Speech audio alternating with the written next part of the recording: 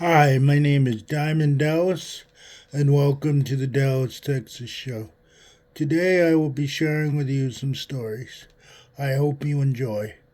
The Surprise Party, Part 3.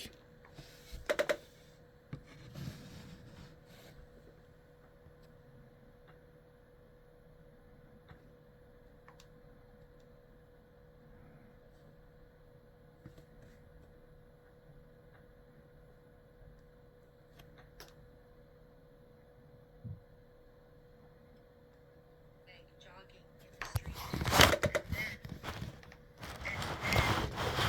he ran Meg down. No, he didn't, but he nearly had. What had he been thinking of? What happened to his brain?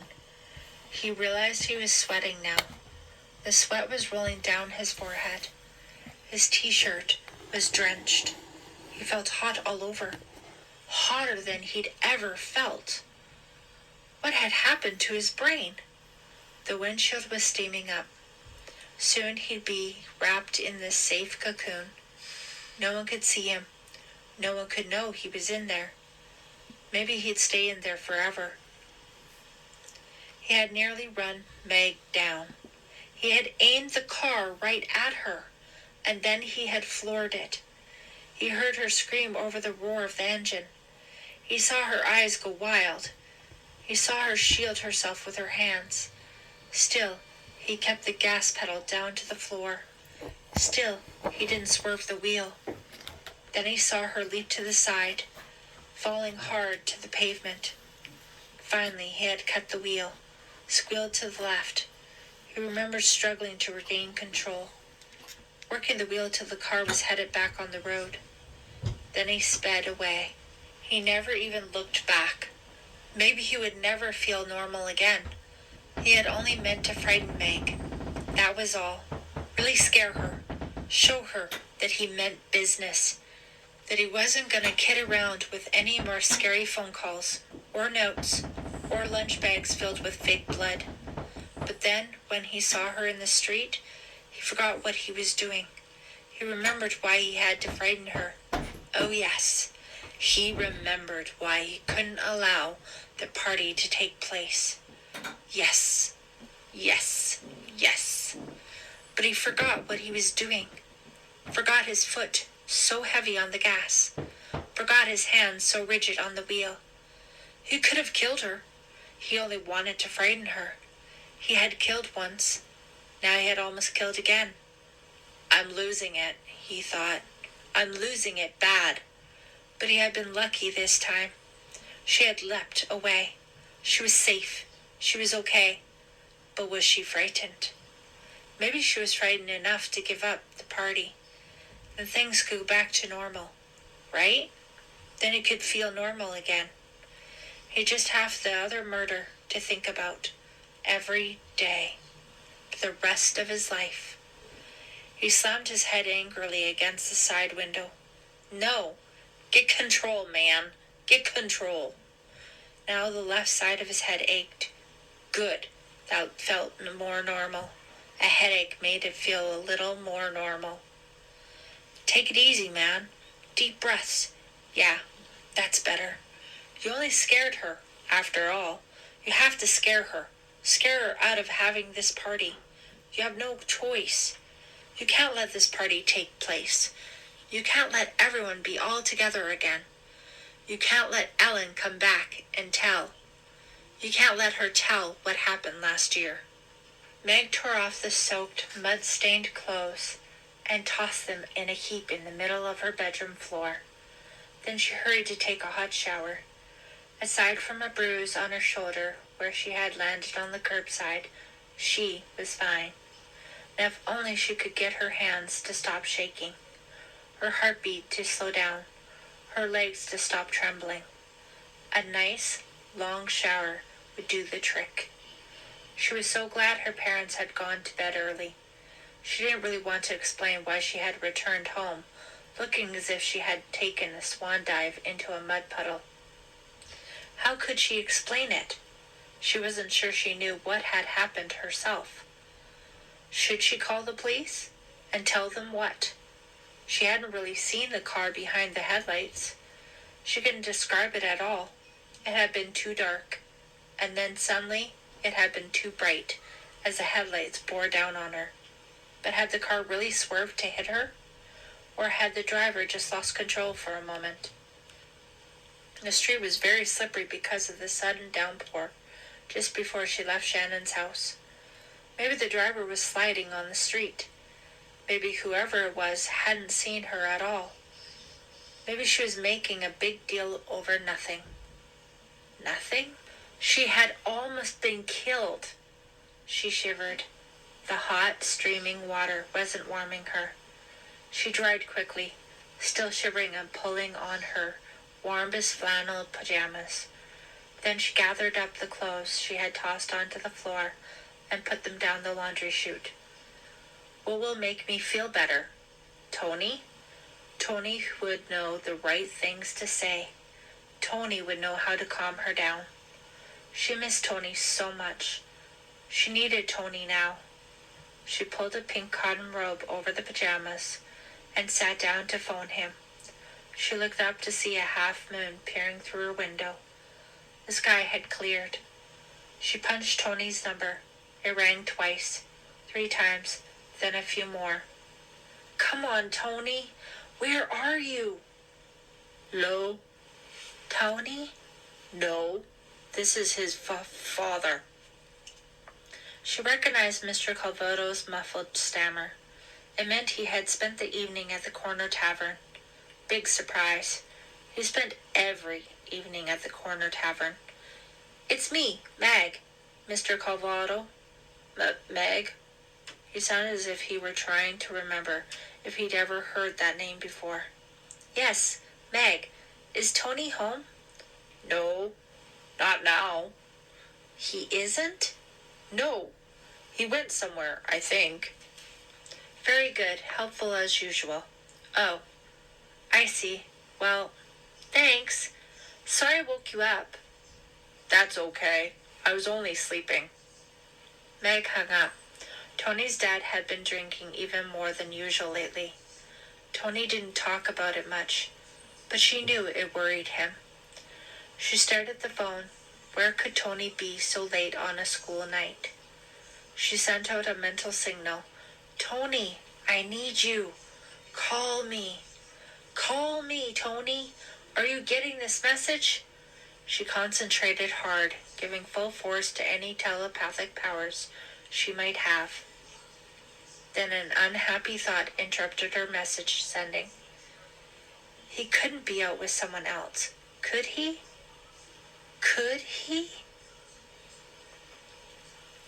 Tony, walking quickly, did not pick up Meg's telepathic signal. He was 6 blocks from his home, on the canyon road. His sneakers were soaked, as were the cuffs of his jeans. He must have walked through rain puddles without noticing them. He couldn't wait to get home and change into some dry clothes. The street was silent except for the sound of water dripping off the tall trees and the damp sound of his shoes against the pavement as he walked. Suddenly, he heard a loud, insistent thumping sound. Tony automatically felt his chest, but the sound was coming from the driveway of a house halfway down the block. White spotlights attached to the roof lit up the entire drive and side of the house. It's almost as bright as day over there, Tony marveled. He kept walking till he recognized the guy, shooting baskets on a brightly lit garage backboard. It was Brian's Wizards and Dungeons buddy. Hey, Dwayne! Dwayne Colligan didn't look up.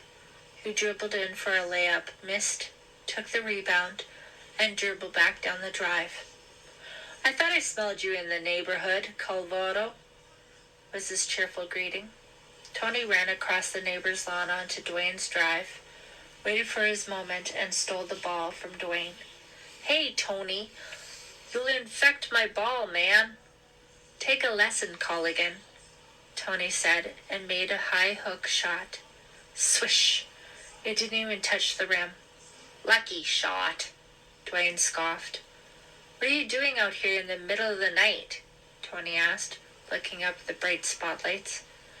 I like to shoot baskets at night, man, Dwayne said, dribbling in and making an easy layup. It's kind of soothing, you know? He caught his own rebound and quickly shot again, this time a fadeaway hook shot. Where are you coming from, Tony? Around, Tony said.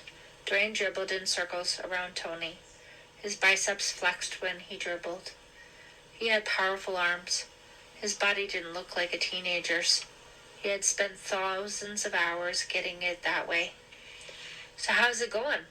Tony asked, just making conversation as Dwayne missed an easy jump shot. It's going, Dwayne said with a shrug. He grabbed the rebound and dribbled away from Tony. How's it going with Shannon? Tony asked, grinning. Not great, Dwayne said, very serious. He tossed up a wild shot that bounced off the side of the garage. Truth is, she won't go out with me.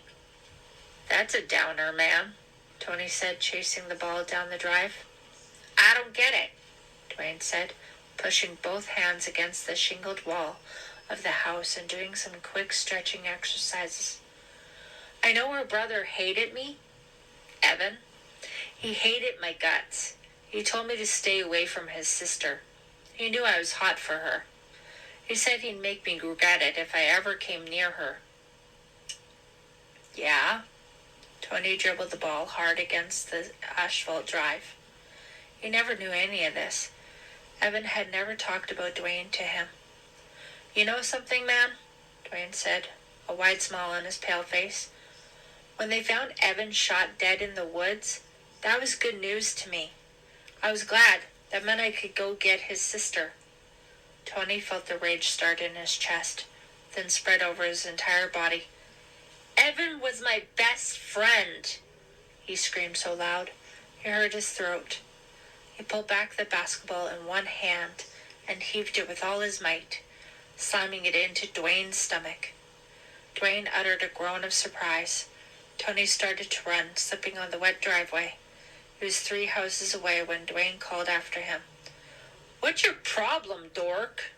He shouted, but he made no move to come after Tony. Tony kept running, picking up speed as he ran. You're a real dork, man, Dwayne shouted, cradling the ball against his stomach with both of his big, meaty hands. What's wrong with you anyway? Tony ran for 2 blocks before stopping. Now he was drenched with sweat, but he felt much better. In fact, he felt pretty good. He didn't like people saying bad things about Evan. In fact, he wouldn't stand for it. Evan was a great guy. Dwayne was a first-class sleazoid creep. He couldn't stand there and let someone like Dwayne say he was glad that Evan was dead. He had to throw the basketball at him. He had to hurt Dwayne for saying that. He had to do something, and he did. Tony felt good about that. He felt so good, he ran the rest of the way home. 4 long blocks without slowing down once.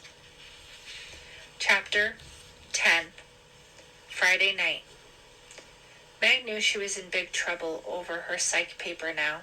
It was already 3 days overdue. She had written only 2 paragraphs, and she wasn't sure she liked them. But what could she do? She had so much on her mind. If only she could talk to Tony. Tell him what had been going on. Tell him about the lunch bag filled with fake blood. Tell him about the car that tried to run her down. Maybe. She had looked for him in school, but he wasn't there. She threw her pen down and crinkled up the sheet of notebook paper she had been staring at. I should be with Tony right now, she thought. It's Friday night. I shouldn't be sitting here alone, writing a boring paper. What was Tony trying to prove anyway? That he was as stubborn as she was? Why hadn't he called her? She jumped up from her desk. I'm going over there, she said aloud. Right now. She told her parents she was going over to Tony's, took the car keys from their usual shelf by the door, and drove to the end of the canyon road to the small row house where Tony and his father lived. Thinking of all she had to say to Tony, imagining how they would make up, she parked against the curb and ran up the steps to Tony's front stoop. The door swung open. Before she could knock, Tony's father stepped out, the Cubs cap he always wore pulled down low on his forehead. He looked as surprised to see her as she was to see him. She was always surprised by how much he looked like Tony, a slighter, gray-haired version. "Hi, how are you?" they both said at once. "I was just going out for a walk," Mr. Calvato said. That meant he was heading to the corner tavern. "Is Tony home?" "No." "No?" "No. Sorry. Anything I can do? You okay?" "Yeah, I'm okay." "Do you know where he went?"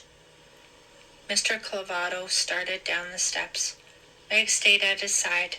Somewhere down the street, a cat was screeching its head off. It started all the dogs in the neighborhood barking an animal symphony. "He went with that boy, Brian." "He's your cousin, ain't he?" "Brian? Yeah. Tony went somewhere with Brian." Since when would Tony have anything to do with Brian? "Yeah, they went off to play some kind of game together." Mr. Calvato walked quickly. He was eager to get to the tavern. "Wizards and Dungeons?" "Yeah, that's it. I think that's it. Tony said not to worry. He wouldn't be out too late. You can try calling him later." He hurried on ahead. "Okay, thanks," Meg called after him. "Did they say where they were going?" "Nope, they didn't tell me." Tony's dad called back and disappeared around the corner. Meg slowly climbed back into her car, feeling more confused than ever. Tony wasn't into Wizards and Dungeons, and he never could stand Brian. Why on earth would he suddenly go off on a Friday night with Brian to play the game? Did they go to the Fear Street Woods? That was where Brian and Dwayne always went to play it. Would he really go to those frightening woods with Brian after all that had happened there? Meg thought she might drive around for a while, but she suddenly felt very tired. She drove straight home, pulled the car up the drive, ran inside, and went up to bed. It took more than an hour to get to sleep. When she finally did manage to drift off, she had strange, colorful dreams, troubling dreams in which she was chasing people, chasing the wrong people, chasing people she didn't even know. The ringing phone on her desk woke her up. For a long moment, she thought she was still dreaming, still chasing, still being chased. She picked up the receiver reluctantly. "Hello?" Sleep clogged her throat. "Hello, Meg. Are Brian and Tony there?" "No." "Who is this?" "It's Tony's dad." "Oh, hi. Sorry. I was asleep. They're not there?" He sounded strange, very tense. He spoke too clearly, too distinctly, as if he'd been drinking and was trying to hide it. "No, of course not." "It's 4 a.m, Mr. Cavato said. "Brian's mother called me. Brian isn't home, and neither is Tony. Do you have any idea where they might have gone to play that stupid game?" "Well, I don't know. The Fair Street Woods, maybe." Meg forced herself to wake up. What was going on here? Why did Mr. Cavato sound so worried? "I'm calling the police," he told her. "Tony and Brian have both disappeared." Chapter 11. Friday after midnight. Meg was wide awake now. Too awake. Her mind filled with horrifying images of Tony and Brian, of the thick, dreaded woods where so many tragedies explained and unexplained had taken place. "Tony, what were you doing there?" she thought. "Why were you in those woods with Brian tonight? And why haven't you come out?" She knew she had to go there. She had to see that they were all right. She crept over to her closet and pulled out the jeans she had been wearing earlier. Struggling to pull them up in the dark, she stumbled, bumped her desk, and the desk lamp went crashing to the floor. "What was that?" she heard her mother ask in the next room. A few seconds later, her father lumbered out to investigate, turning on the hall light and peering into her room. "Meg, where are you going? What time is it?"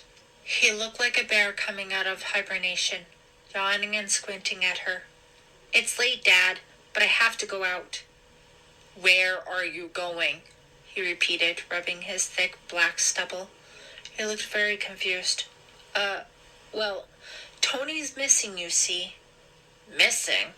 What do you mean, missing? Where?" "In the Fear Street woods, I think." Her father thought about that for a while. Meg pulled a heavy wool sweater down over her head. She had it all the way on before she realized it was backward. She decided to leave it that way. "Let me get this straight. You're going to the Fear Street woods?" Her father was starting to wake up. "Yes, I have to.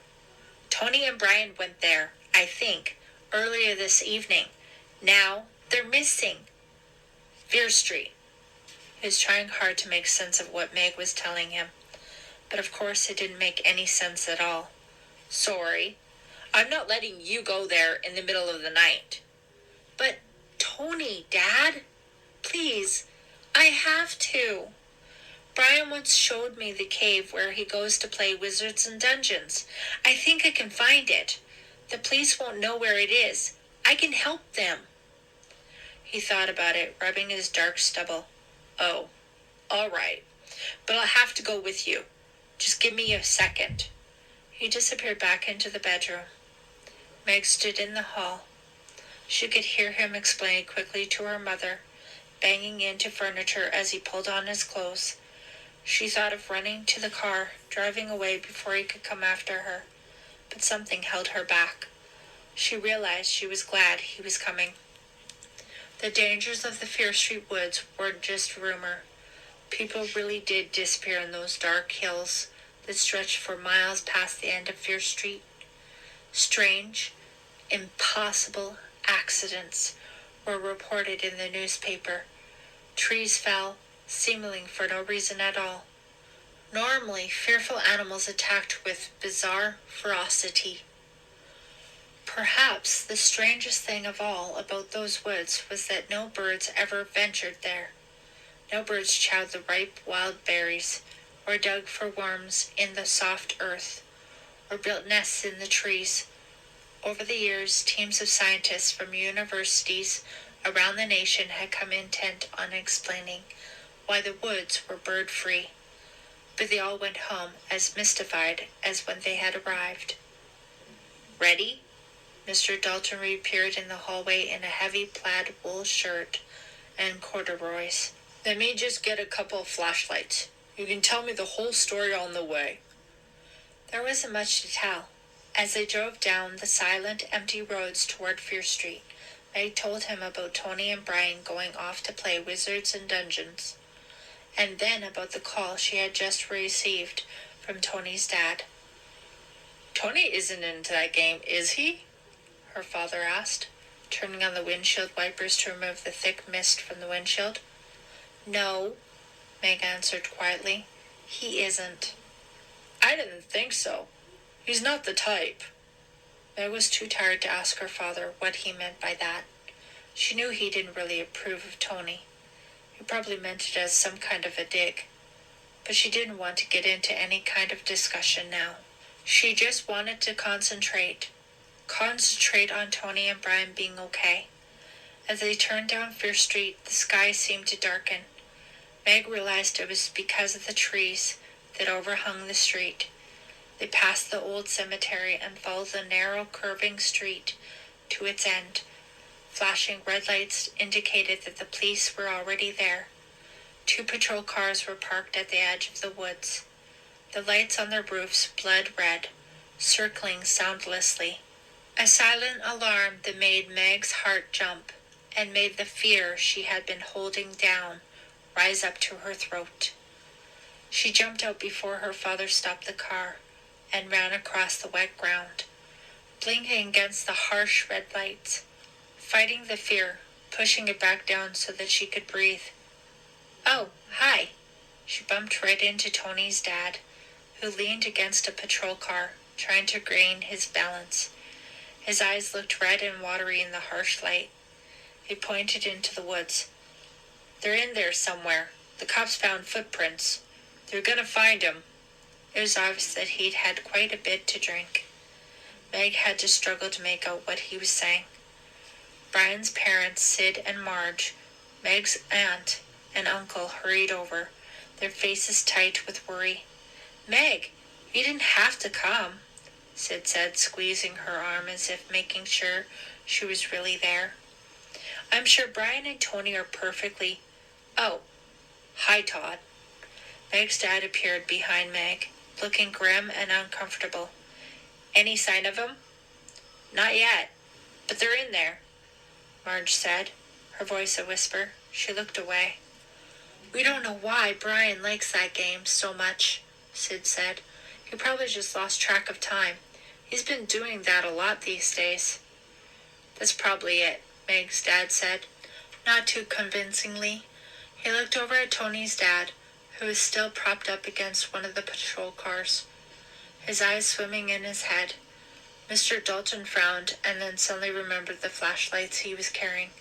Let's go. We can help the police look for them. He offered a flashlight to Brian's dad. Sid started to take it, but Marge pulled his hand back. No, stay here with me. The police said to stay here by the cars, not to go hunting for them. I'm not just going to stand here, Mr. Dalton said impatiently. They didn't tell that to me. I'm coming with you, Meg said, reaching for a flashlight. I know where the cave is where they play. Follow me. Mr. Dalton hesitated for a moment, pulling back on the flashlight. But, seeing the frantic look on Meg's face, he relented. Okay, but stick close to me. Stay right with me. You hear? Meg nodded agreement, clicked on the flashlight, and followed its narrow beam of light into the woods. The ground was blanketed with dried brown leaves and fallen twigs. Every footstep made a loud crunch, which seemed to echo through the trees. Meg stopped thinking someone was following them, but it was just the sound of her own sneakers crackling over the leafy ground. Someone's gonna have to give those boys a good talking to, Mr. Dalton said, aiming his flashlight at his feet but still stumbling over a fallen tree limb. He landed hard on his knees but quickly pulled himself up and continued on. They've got no right to scare us all this way. May didn't say anything. She was thinking of Evan, then Brian finding Evan, shot dead in these same woods. Meg's father wandered off to the left. She could see his flashlight flickering between the trees.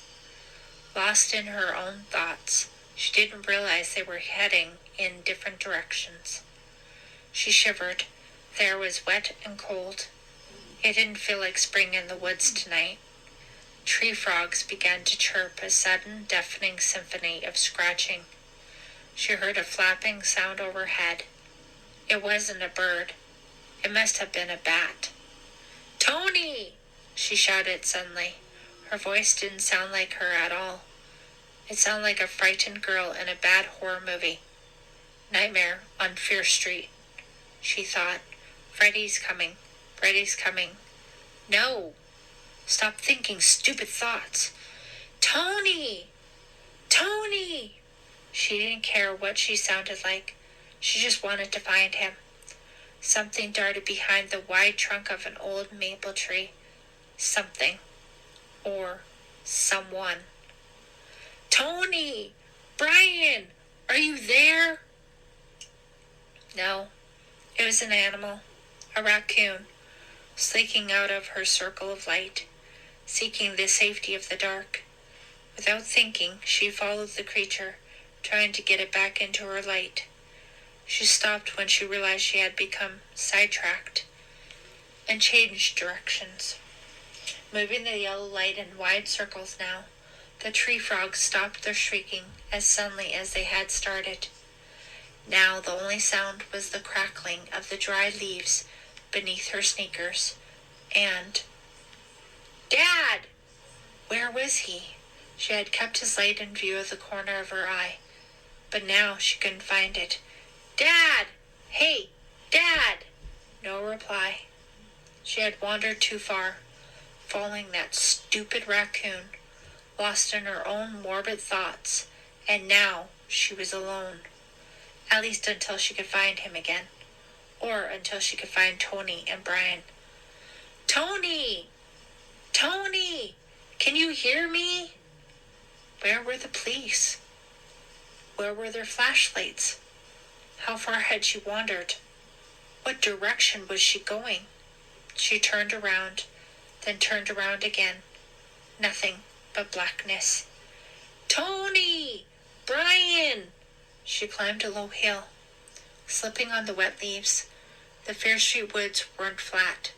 Low hills and sharp ravines made hiking treacherous. In the daytime, at night, she realized it was impossible not to stumble, not to fall. Tony! Dad! Silence. I'm not going to get frightened, she thought. But what was that tight feeling in her throat? And why did her legs feel so rubbery? And why could she feel her heart pounding against her chest? No, I'm not going to get frightened. At least, not any more frightened than I already am. Dad! Her voice sounded so weak. She was trying to shout, but she couldn't. Her mouth felt so dry.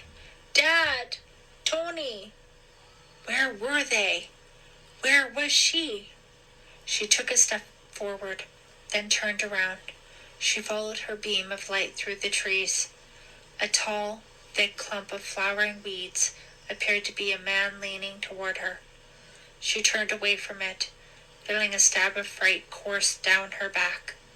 She took a few more steps, but was she going forward or back? She moved the light in a circle. She was spinning. No, the ground was spinning. Stop! She took determined steps, careful but determined, walking in a straight line, twigs crackling loudly beneath her. Another low, gray animal slinking out of the light, which she kept directly ahead of her. Tony! Dad! Anybody hear me? She stopped, but the crackling continued for a few seconds. She spun around. Who is it? Silence. Had she just imagined it? It sounded like footsteps. She started walking again. A twig snapped like a gunshot behind her. She stopped. Someone was there. Tony? Is that you? Brian? She swung the light around, moving it slowly in a wide arc. No one. Was it the police? Her dad? No. They would have answered her. Was someone else lurking in the woods? A stranger? She started walking faster. The footsteps behind her came faster. She was up on the balls of her feet, trying to tiptoe away, trying to run over the impossibly tangled ground.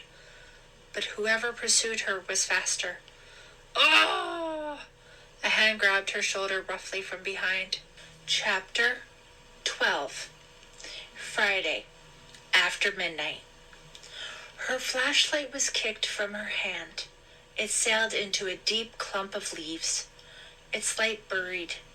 Meg tried to twist free, but the hand held tight, squeezing her shoulder harder as she struggled.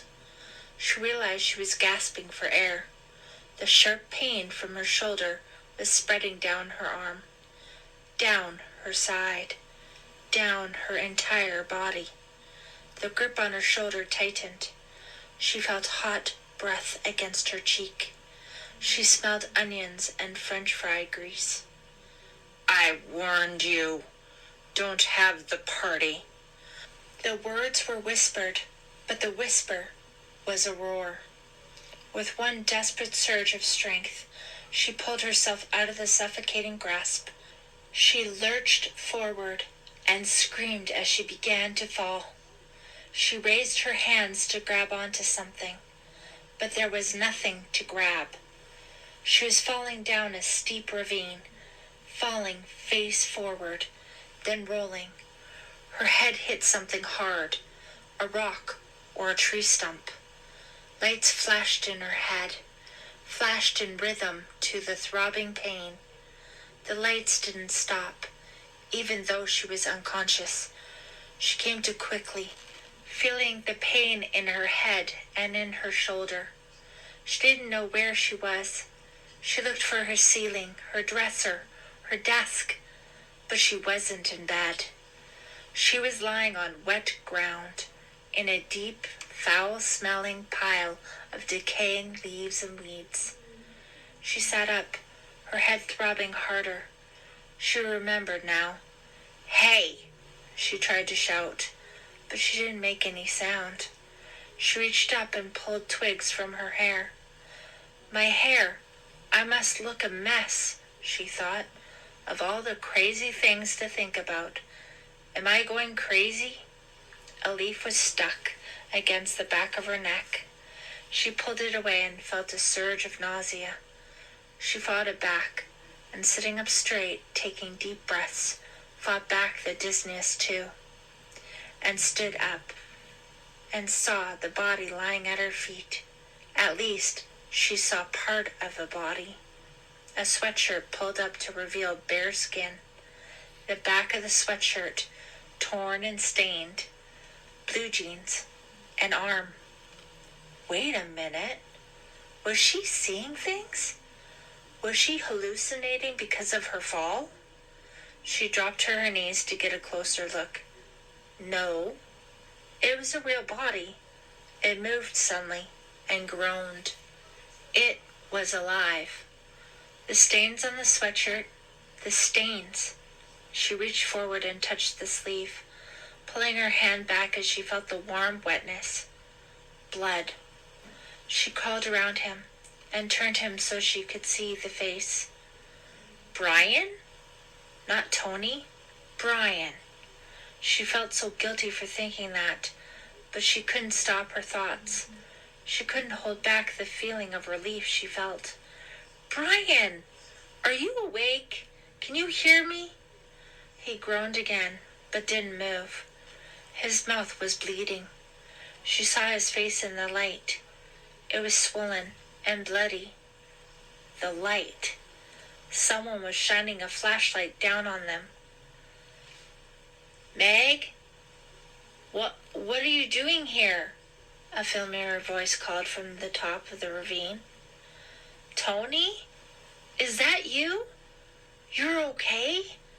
Are you really okay? He came sliding down the side of the ravine. Then he ran to her, pulled her up from the ground, and put his arms around her. Tony, I was so worried. Oh, I'm so glad to see you. Somebody grabbed me and pushed me and... He held her tighter, pressing his cheek against her forehead. Shh, it's going to be okay, he said, softly. But, Brian, she started, he's... She could feel Tony's muscles go tense. He let go of her and took a step back. I went to get help, but I got turned around. I was heading into the woods instead of to the street. But what happened? Meg cried, feeling her panic return the moment Tony let go of her. Brian fell down the ravine. I guess his flashlight went out, and he tried to run without it. I didn't see him fall. It took me a long while to find him. Then I went to get help. But I don't understand. Why? How did you find him? Tony asked. Meg, what are you doing here?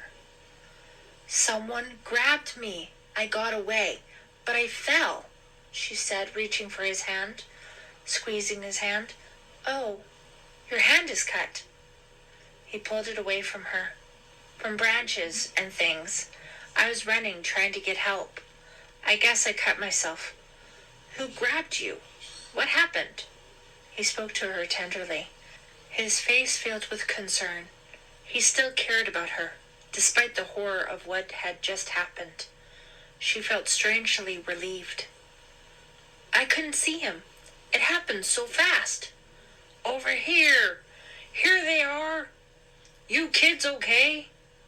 The shouting voices were accompanied by darting circles of light, and in a few seconds, 2 policemen appeared, followed by Meg's dad. You're okay? He cried, rushing forward to hug her.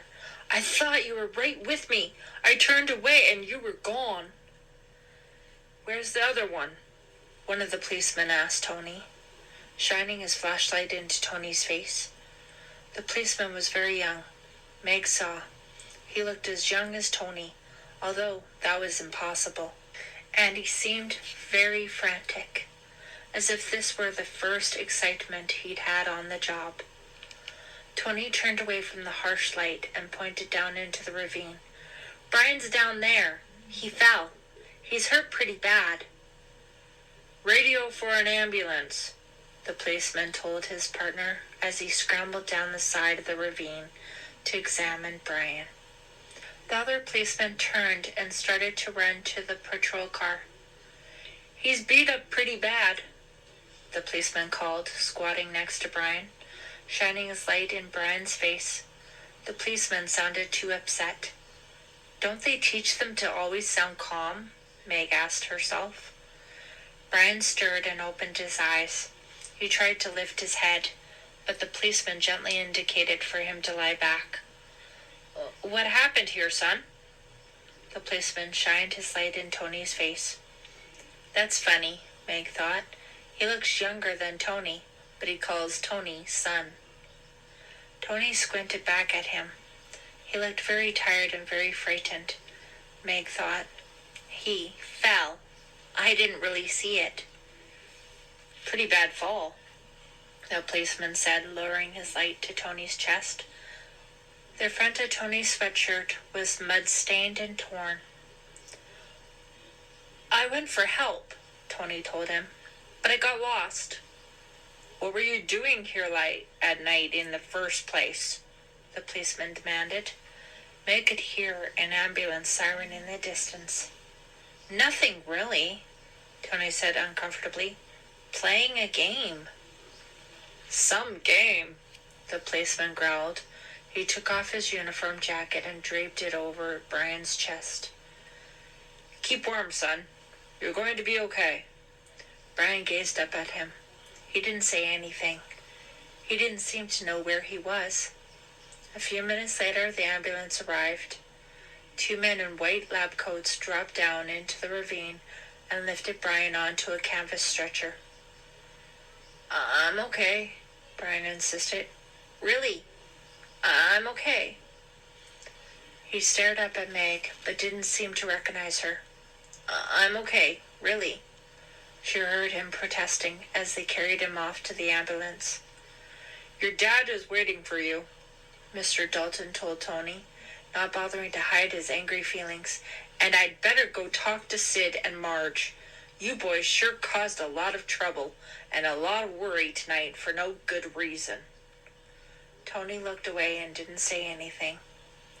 If I were your dad, I'd ground you for life, Mr. Dalton said. Yeah, Tony muttered under his breath. What did you just say to me? Meg's dad flared. Now, come on, Dad, Meg said softly. It wasn't Tony's fault. He's had a hard night, too.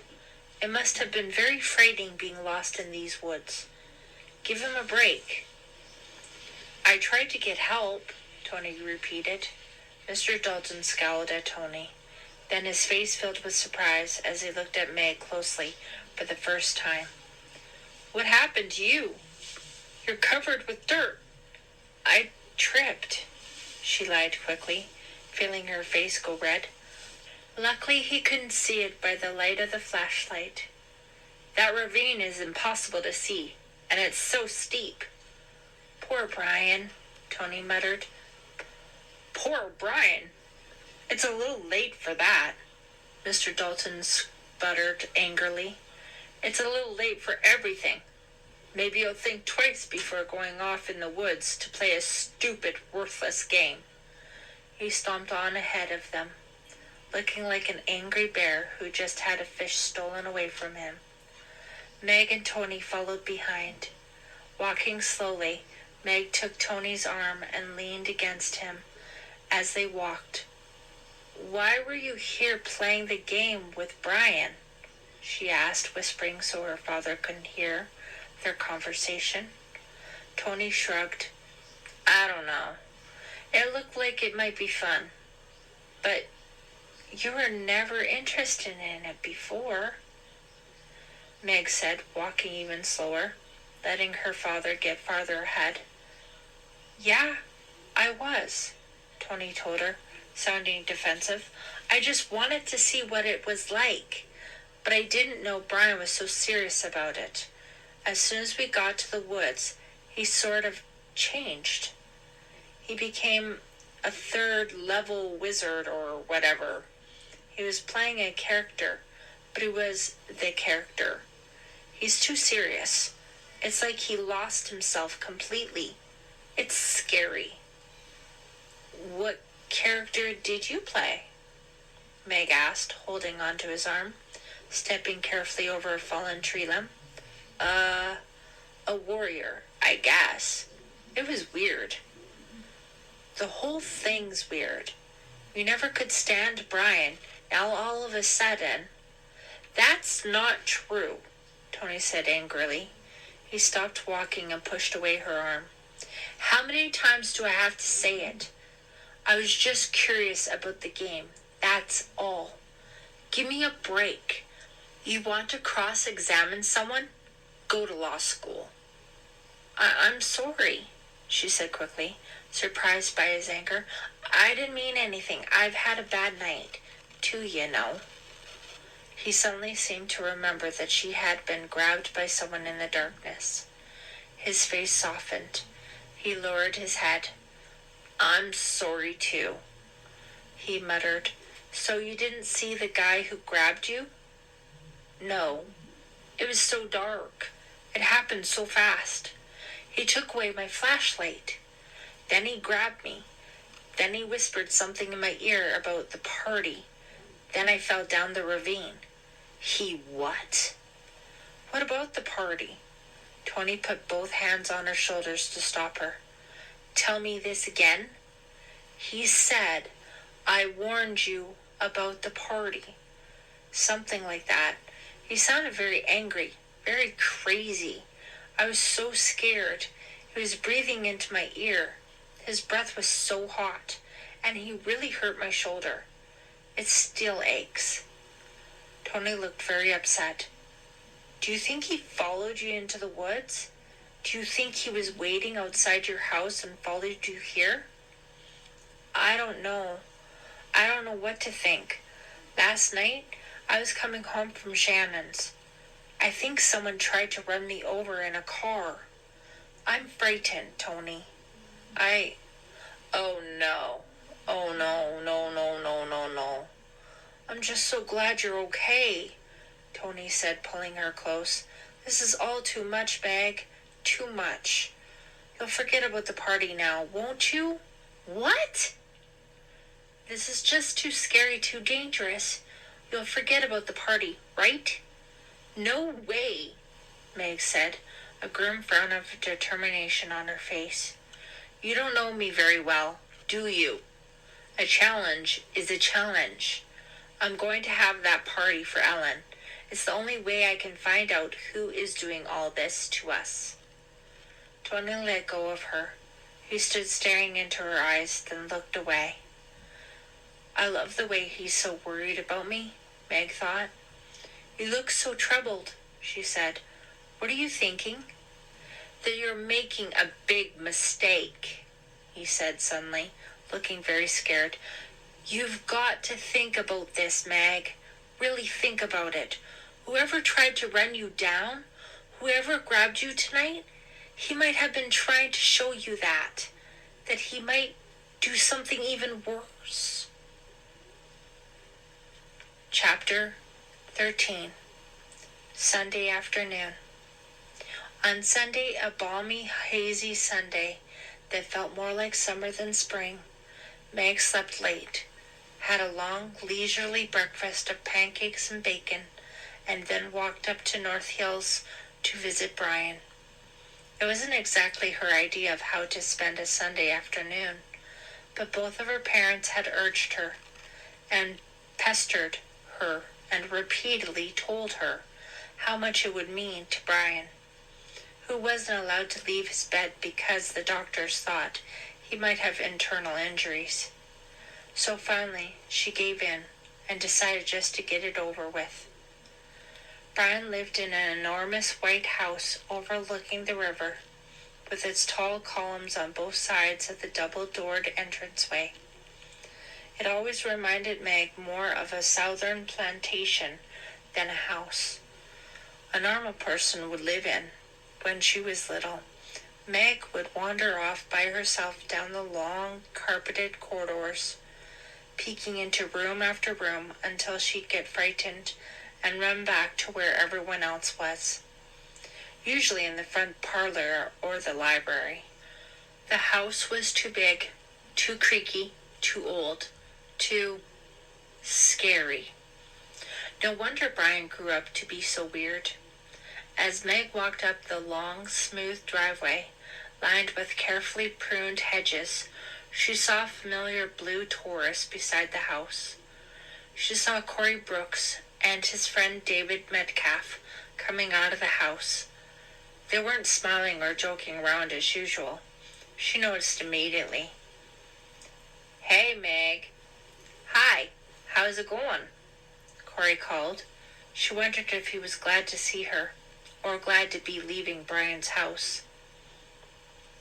"Okay, I guess," she said. "Looking good," David said. Meg was embarrassed. She suddenly remembered she hadn't even brushed her hair. She was only going to see Brian, after all. She hadn't planned on running into anyone else. "I heard about your lunch bag the other day," Corey said sympathetically. "Great lunch. We didn't know you were a vampire," David said, laughing at his own joke. No one else laughed. "It was only red paint," Meg said, making a face at David, "but it sure looked like blood." "What a bad news joke," Corey said. "I'm not so sure it was a joke," Meg said, feeling a sudden chill despite the heat. "Yeah, Lisa told me someone was trying to scare you," Corey said, shaking his head. Then his mouth dropped open, and his eyes nearly popped out of his head. "Lisa! Oh no, I forgot about her. I was supposed to pick her up an hour ago." He started running to his car with David following. "Hey, how's Brian doing?" Meg called after them. "Not too good," Corey called, starting the car while David scrambled to climb in. "He's real quiet, and when he does talk, he doesn't make any sense," David called. He didn't make any sense before his fall, Meg thought. Then she scolded herself for thinking such harsh things about her poor injured cousin. She watched Corey speed around the circular driveway and take off toward Lisa's house, which was only a few blocks away. She watched the car until it turned a corner, and realizing she couldn't put it off any longer, went up the flagstone walk and rang the bell. "Oh, hi, Meg. Your mom told me you were coming. Brian will be so glad to see you." "Hi, Aunt Marge. How's he doing?" Meg's aunt chewed her lower lip. She seemed very nervous. "Oh, he'll be okay, I think. He's just a little distracted. The shock of the accident, you know?" "Yeah, he must be pretty shaken up," Meg said awkwardly. She didn't really know what to say. She hurried past the long mirrored dining room, down the corridor that led to Brian's room. "He looks worse than he feels," Brian's mother called after her. "Thanks for the warning," Meg said. She turned and glanced back just before she reached Brian's room. Aunt Marge suddenly looked so much older. Meg continued to Brian's bedroom door, stopped just outside it, and forced a smile to her face. She froze it there, determined to keep smiling no matter what. She had come to cheer Brian up, after all. She knocked on the heavy oak door and walked in. Brian looked up but didn't make an attempt to sit up. "Brian, is that you?" she cried. Nice going, Meg, she thought. Of all the stupid things to say, why did I say that? Why not just walk in and say, "Yuck, your face looks like something in a butcher shop window"? Go ahead, tell him how horrible he looks. That'll cheer him up. "Hi, Meg," Brian said. His voice sounded okay, but his right cheek was so swollen he couldn't move his mouth very well. He had one black eye, which opened only halfway. A cut on his chin, Meg saw, had required several stitches.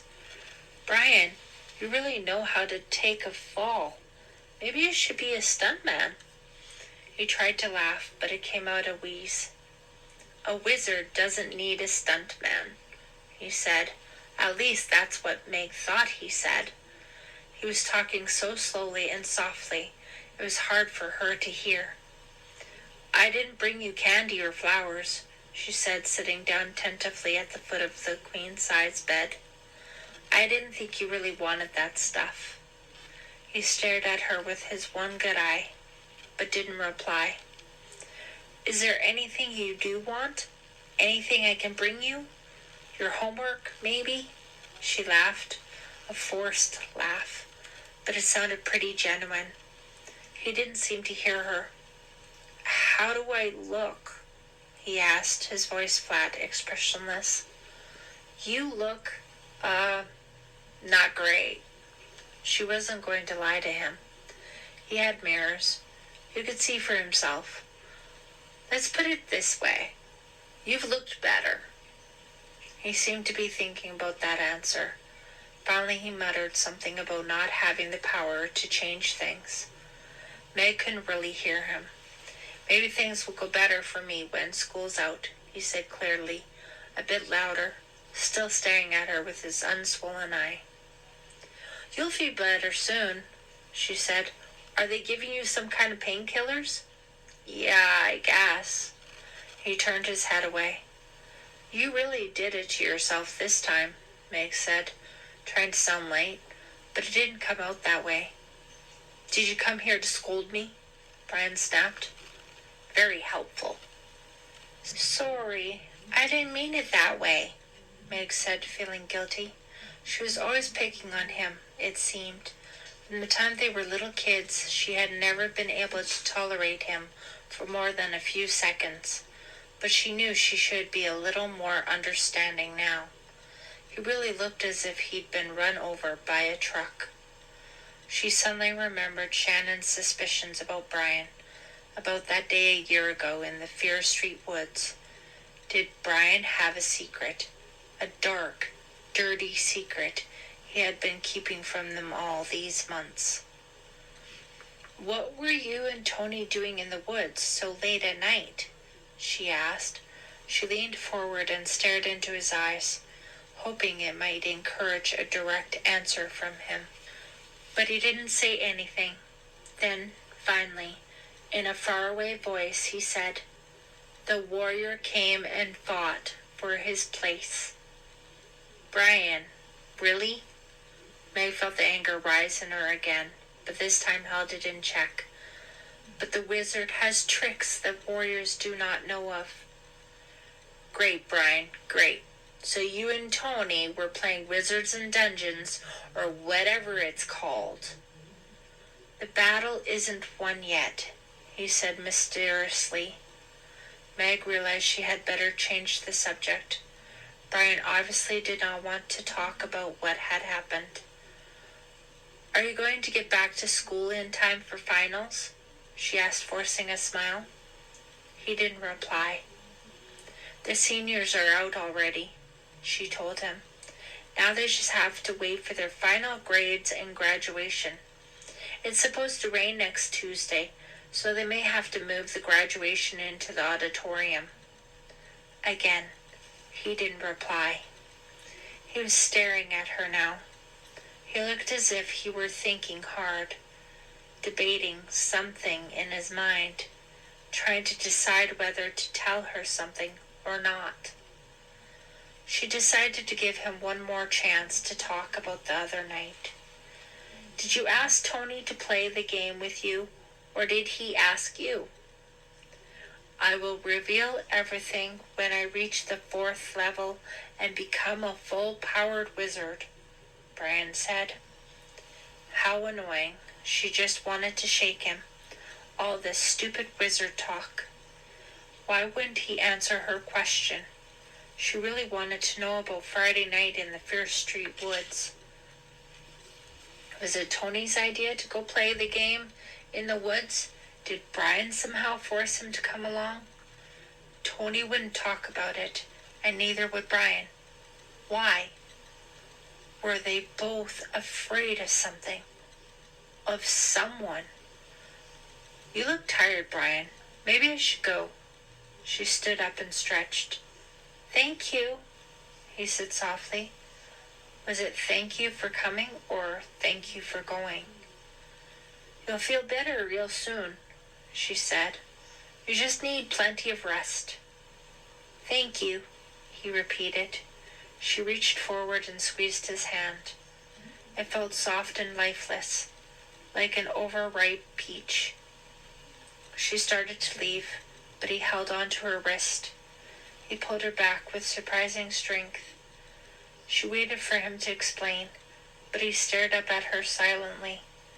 She waited a long while, her hand gripped by his, waiting for him to speak. I should confess, he said finally, letting go of her hand. What? She wasn't sure she had heard correctly. She stared down at the bedspread. It was too painful to look at his swollen purple jaw from this close.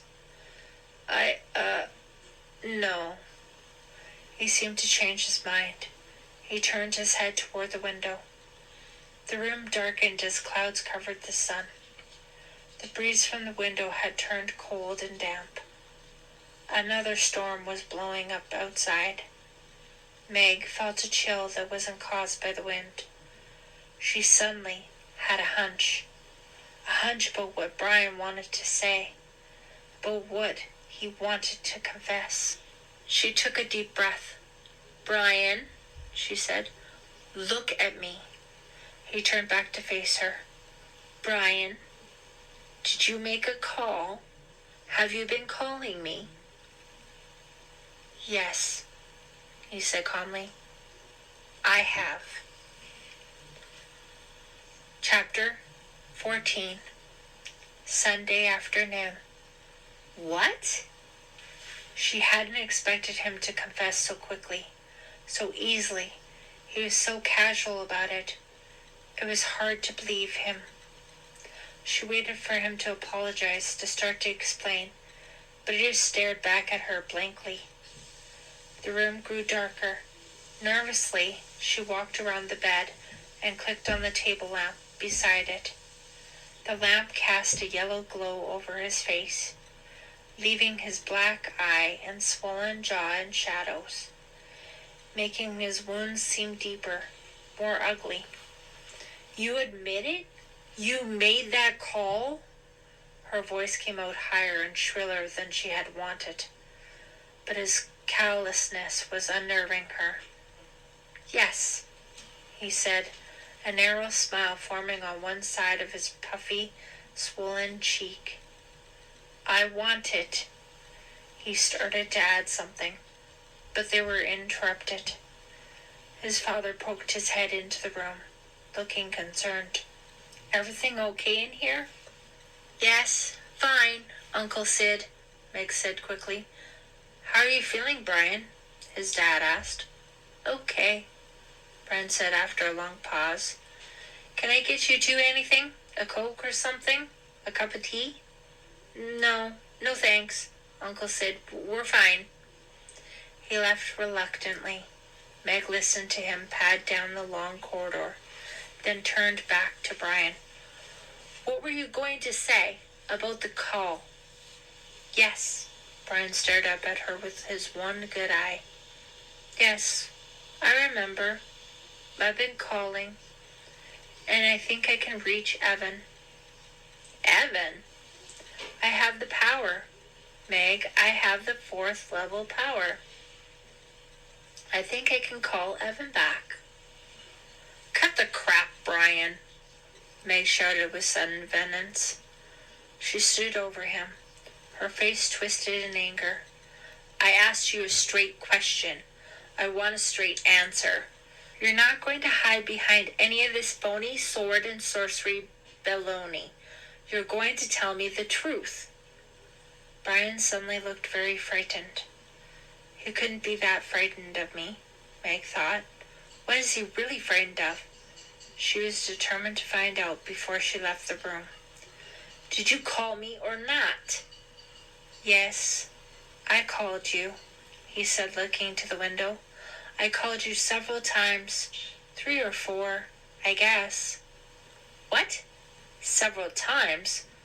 Why? Why did you do it? I wanted to warn you. He stopped. I can't talk about it. I really can't. What did you want to warn me about, Brian? She wasn't going to back down. What were you trying to prove? That seemed to make him angry. His swollen face turned scarlet. I wasn't trying to prove anything. I told you I was trying to warn you of 2. Be careful. But I couldn't tell you. I couldn't admit that, I just couldn't. I hung up each time before you picked up the phone. What? What was he talking about? Wasn't he confessing that he had made the threatening, whispered call, that he had been the one trying to frighten her?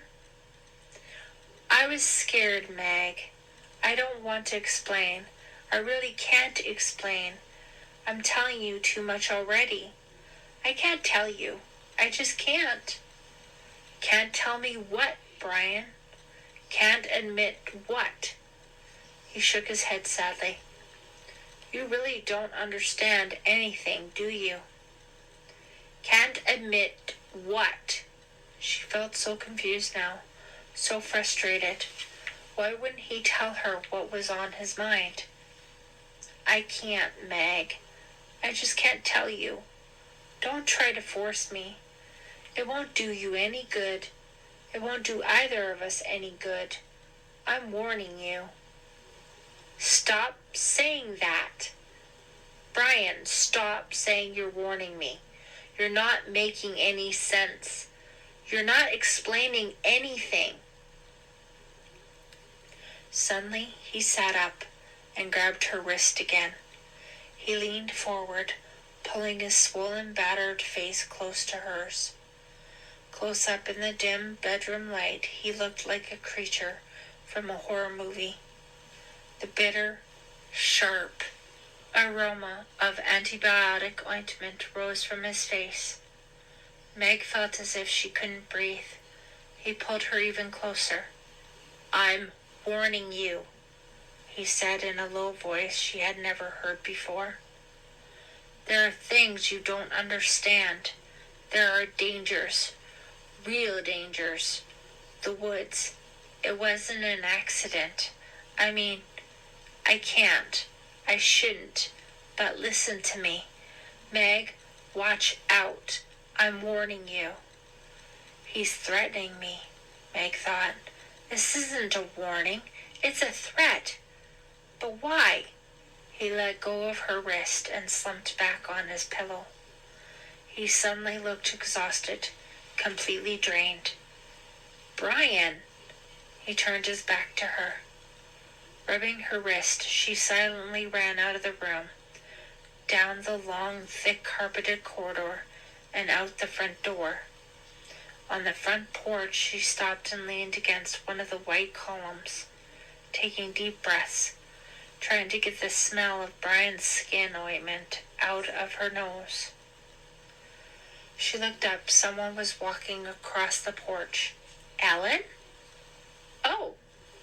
Alan's mouth dropped open in shock. Meg! I didn't... Alan?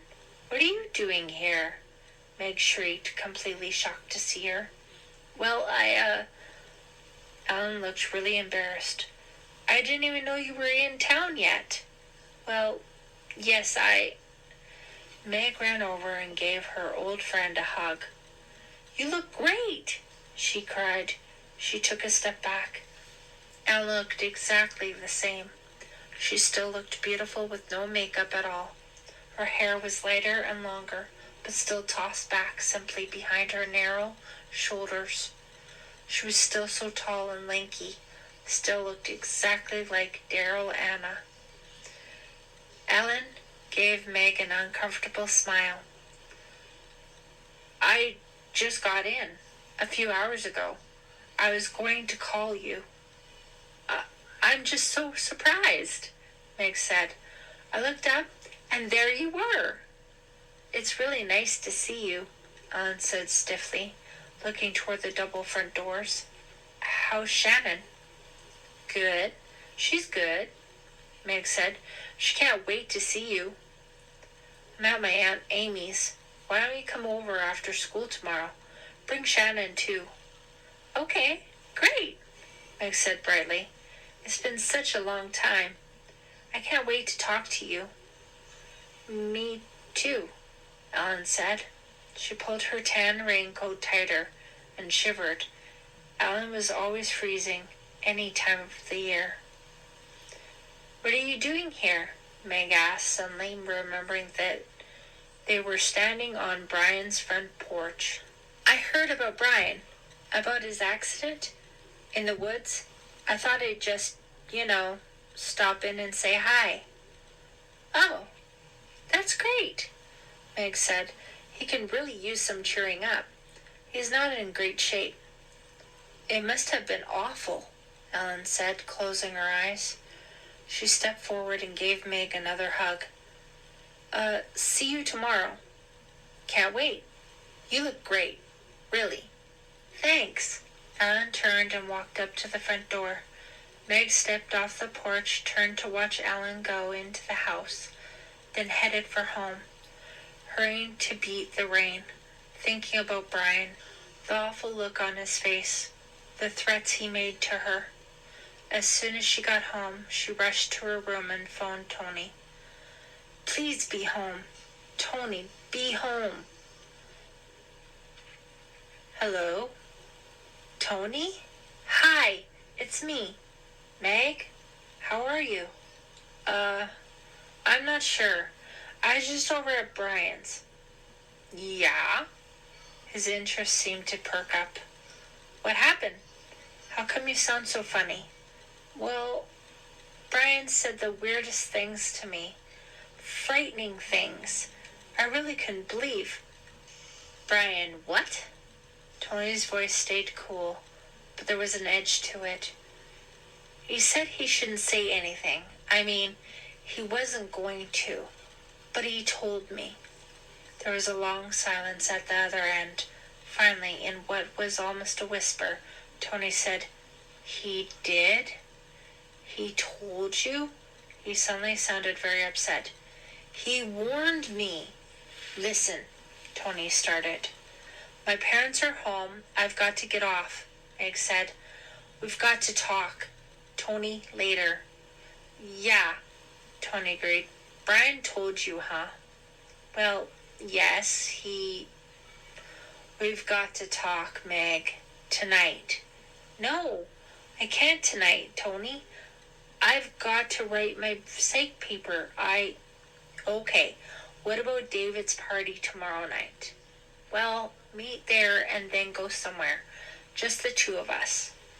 Yeah, okay, that'll be good.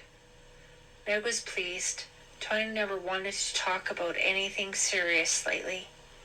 Now, here he was, volunteering to have a real discussion. Just the two of them. We'll go up to River Ridge. We'll take a walk up there and we'll talk, Tony said. River Ridge? You mean the place they call Lover's Leap? It's pretty up there. And we'll be alone, Tony said softly. We haven't been together for so long. It'll be real nice. Meg, just the two of us? Okay. But isn't it dangerous up there? Meg asked. I'll take care of you, Tony said. Chapter 15. Sunday afternoon. Tony didn't realize how tightly he was gripping the phone receiver. When he slammed it down, his hand was tingling. His palm began to itch. He scratched it hard with the fingernails of his other hand, scratching faster and faster until the skin was red and raw. But the itching didn't go away. The back of his neck felt cold and wet. He realized his legs were trembling. Still scratching his palm, he plopped down on the living room couch, threw his head back against one arm, and stared up at the ceiling. So Brian had talked. Well, big surprise. Lately, Tony had suspected that Brian might talk. He was the weakest one. Ellen's return, the plans for the party would be a perfect excuse for Brian to let go and spill his guts. That's why Tony had done everything he could to make sure Brian wouldn't talk.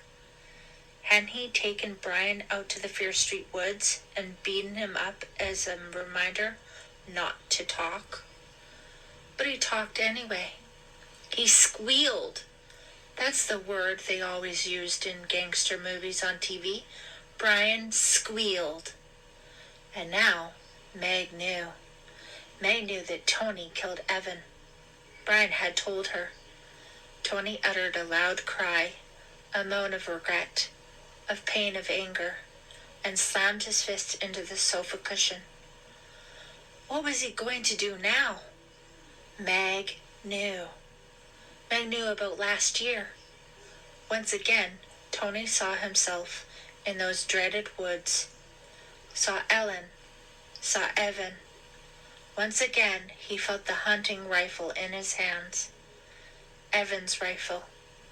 Once again, they struggled for control of it, screaming at each other, pulling with all their might and strength, out of control, out of all reason, pulling, and the gun went off. Just a loud pop, like a firecracker almost. And Evan fell. Tony had killed Evan, and Ellen was screaming. In the background the whole time, Ellen was screaming, like a wailing siren, like a broken alarm. She was sitting on a fallen tree, pulling the sides of her straight, blonde hair with both hands, as if holding on to herself, and screaming, her eyes frozen open, staring straight ahead at Tony, staring at the boy who had just killed Evan. But Tony hadn't meant to shoot Evan. Or had he? That's what he couldn't decide. What was he thinking at that moment? Was he thinking that he wanted to kill his best friend? Ellen's boyfriend? Was he thinking that he had to kill him? No. It was an accident. It was just an accident. They struggled. The gun went off because Tony had wanted it to go off. No! Tony wanted Evan dead. No! These thoughts were going to drive him crazy. Maybe he already was crazy. What was he going to do now? What was he going to do about Meg? He didn't have a choice, did he? Meg wanted to talk to him. She didn't want to believe all that Brian had told her. That was so much like Meg. She wanted Tony to tell her that it all wasn't true, that everything was going to be just fine. If I deny it, she'll believe me, he thought. But that wasn't the answer. There was still Brian, and there was still Ellen. Ellen could talk. Ellen could give him away, just as Brian had. Maybe I shouldn't have beaten Brian up, he told himself, his mind going back a few nights ago to the woods, pictures of their fight in the darkness repeating behind his closed eyelids, pictures accompanied by the sound of his fist pounding Brian's chest, his shoulders, his stomach, and then his face. Brian had told anyway. Despite Tony's fierce warning, after nearly a year of keeping the secret, Brian had told. And now what was Tony supposed to do about Meg? Didn't Brian realize the danger he was putting Meg in by telling her how Evan had been murdered? No, of course not. Brian wouldn't think of that. What to do about Meg? He couldn't let her turn him in. He couldn't let her tell everyone that he was a murderer. His life would be ruined. Over. All over. He couldn't allow that. She wouldn't keep his secret. She was such a straight arrow. There was no way he could trust her to keep that secret. But he couldn't kill Meg, too. Could he? No, he said out loud. He sat up. Maybe if he sat up, the ringing in his ears would go away. Maybe his palm would stop itching. He couldn't kill her, but he had to kill her. He had to push her off the river ridge. It was Brian's fault. Brian left Tony no choice. No choice at all. Now it was either Meg or him. And it wasn't going to be him. It was going to be Meg. One push, and his secret would be safe. One push, and what an excellent warning that would be to Ellen and to Brian, not to say another word. They'd get the message. Okay. They'd understand that they'd be next. But, wait. This was Meg. Meg. Meg. Meg. He loved Meg. Didn't he? He cared so much about Meg. Could he really be thinking of killing her? Could he really do it? Just push her over the ridge? Was he really a cold-blooded killer? No. Maybe. Meg had sounded so worried on the phone, so horrified, but not horrified enough. How could she be so trusting? How could she agree to go with him to River Ridge? She was just such a trusting, naive person. She was stupid.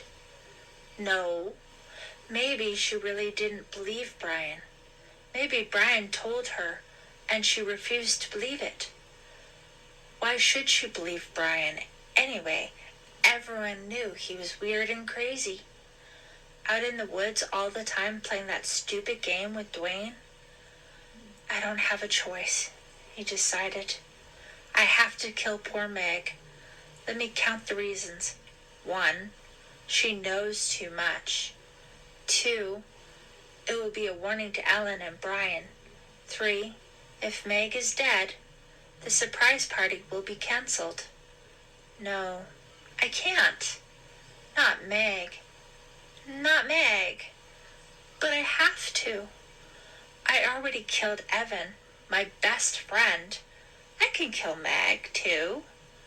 Sorry, Meg, you understand, don't you? Of course you do. You're always so understanding.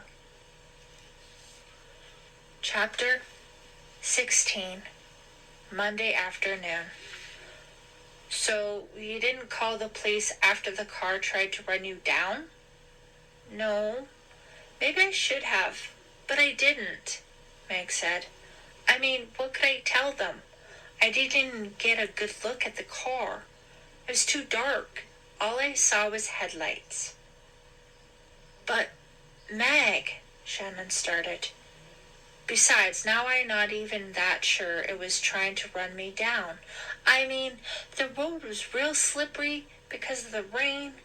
Maybe the driver just lost control for a second. If I call the police, they won't be able to do anything. It'll just be a waste of time. But what about the guy who grabbed you in the woods? Same thing, Meg said. I didn't see him or anything. There's nothing helpful I can tell the police. Don't look at me like that. Shannon, I really think calling the police would be a waste of time. Shannon shrugged. Whatever. They looked up at Ellen's aunt's house. It was bright yellow with freshly painted white shutters. The front lawn sloped up sharply. To get to the house, the girls would have to climb about 100 flagstone steps built into the sloping grass. "We should have brought mountain climbing gear," Shannon complained, motioning for Meg to go first. "And a St. Bernard." She followed Meg up to the crooked stairs. "You want to go to David Metcalf's party tonight? He's having an end-of-school party because his parents are out of town." "Yeah, I know," Meg said. "I'm meeting Tony there. We can go together. Pass the oxygen, please." They were halfway up the hill. "Gee, it'll be great to see Ellen again," Shannon said. "Of course, we'll be too winded from the climb to talk to her. We can just make hand signals." "She looked great," Meg said, suddenly feeling nervous about seeing her old friend. Shannon was staring straight up. Meg followed Shannon's gaze and discovered that Ellen was standing at the top of the slope, waving down at them. "Hi! Hi! Hurry up! Throw us a rope!" Ellen was wearing a sleeveless wine-colored t-shirt and white tennis shorts that emphasized her long legs. Her hair seemed even lighter, almost silvery in the sun. At the top of the hill, a lot of hugs were exchanged, and everyone commented with high-pitched delight on how everyone hadn't changed a bit, and how wonderful everyone looked, and how great it was to be together again. "Shall we go in?" Ellen asked. "My aunt is out shopping, but let's stay out here. It's so pretty," Meg said, plopping down on the grass. "I love being able to look down the street from so high up." "It doesn't take much to get Meg excited," Shannon cracked. She sat down on the top flagstone, straightening her blue top. "So how are you?" Ellen asked, grinning at them both, her hair glowing in the sunlight. She took a seat between them and squeezed Meg's hand. "Fine." "Okay. How about you?" "Yeah, good. Real good," Ellen said. She giggled a high-pitched giggle. Meg recognized it as her nervous giggle. When she was really tense, Meg knew. Ellen would end every sentence with that little jingle of a giggle. They looked down the hill as a boy rode by on his bike. We were doing fine when we were standing up, Meg thought. Now it's gotten awkward. "Come on, please. Somebody think of something to say." "How's your new school?" Shannon asked Ellen. Ellen put her hands behind her in the grass and leaned back on them. "It's okay, I guess. It's big. Much bigger than Shadyside. Sometimes I feel kind of lost." The giggle again. They stared down the hill. "What's happening at Shadyside?" Ellen asked, her fixed grin finally fading. "Not much," Shannon said. Meg's mind went blank. She couldn't think of anything interesting to tell Ellen. It's been a whole year, she thought. There must be something. "A few new teachers," she said. "How lame." "Corey Brooks and Lisa Bloom are going together," Shannon said. "You're kidding." Ellen reacted with a little too much surprise. Meg thought it wasn't that shocking after all. "That's amazing," Ellen added, followed by her nervous giggle. "You going with anybody?" Meg blurted out. She could feel her face getting red. Sure, it was a normal question to ask someone, but not Ellen. Not after her last boyfriend shot himself to death in the woods. "You're being too sensitive. That was a year ago," she scolded herself. Ellen did look uncomfortable. "No," she said quickly, putting her grin back on her face. "I haven't really met anyone I like that much. I mean, I've gone out a few times, but..." She made a face. "Suki Thomas got caught shoplifting," Shannon said, changing the subject. "Big surprise," Ellen said, shaking her head. "It was pretty serious," Meg said. She has to see a probation officer and everything. That's probably made her even more popular with the boys, Ellen said. Right? Yeah, she's real popular, Meg said. That's because she'll do it with any boy who asks her, Shannon said. Ellen laughed. You still know how to cut to the nitty-gritty, Shannon. A green flower delivery truck rolled by down below. A small cloud drifted over the sun, casting a shadow on the grassy hill. The three girls stared at the truck, each of them trying to think of something to say next. There are so many things I want to ask you, Meg told Ellen, but it's been so long. It's sort of hard to know where to start. Ellen and Shannon quickly agreed, as if that explained away their awkwardness. Their inability to talk freely and easily the way they always had. You still going with Tony? Ellen asked, not looking at Meg. Yeah, Meg said, feeling herself blush again. Why did she feel uncomfortable about that? We're still together. Tony's had sort of a rough time, though. Ellen shifted her position on the grass. Tell me about it, bitterness creeping into her voice. She pulled out a wide blade of grass and began sucking on it, her eyes narrowing as the sun reappeared. It's pretty here, Shannon said. Yes, very, Meg quickly agreed. This is horrible, she thought. Why can't we talk about anything?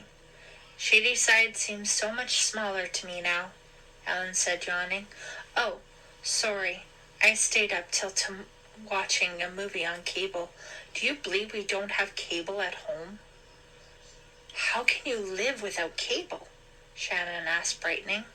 Ellen shrugged. I took my aunt's car and went driving around. Everything looked the same, only smaller. It takes less than half an hour to drive everywhere. Yeah, Meg said.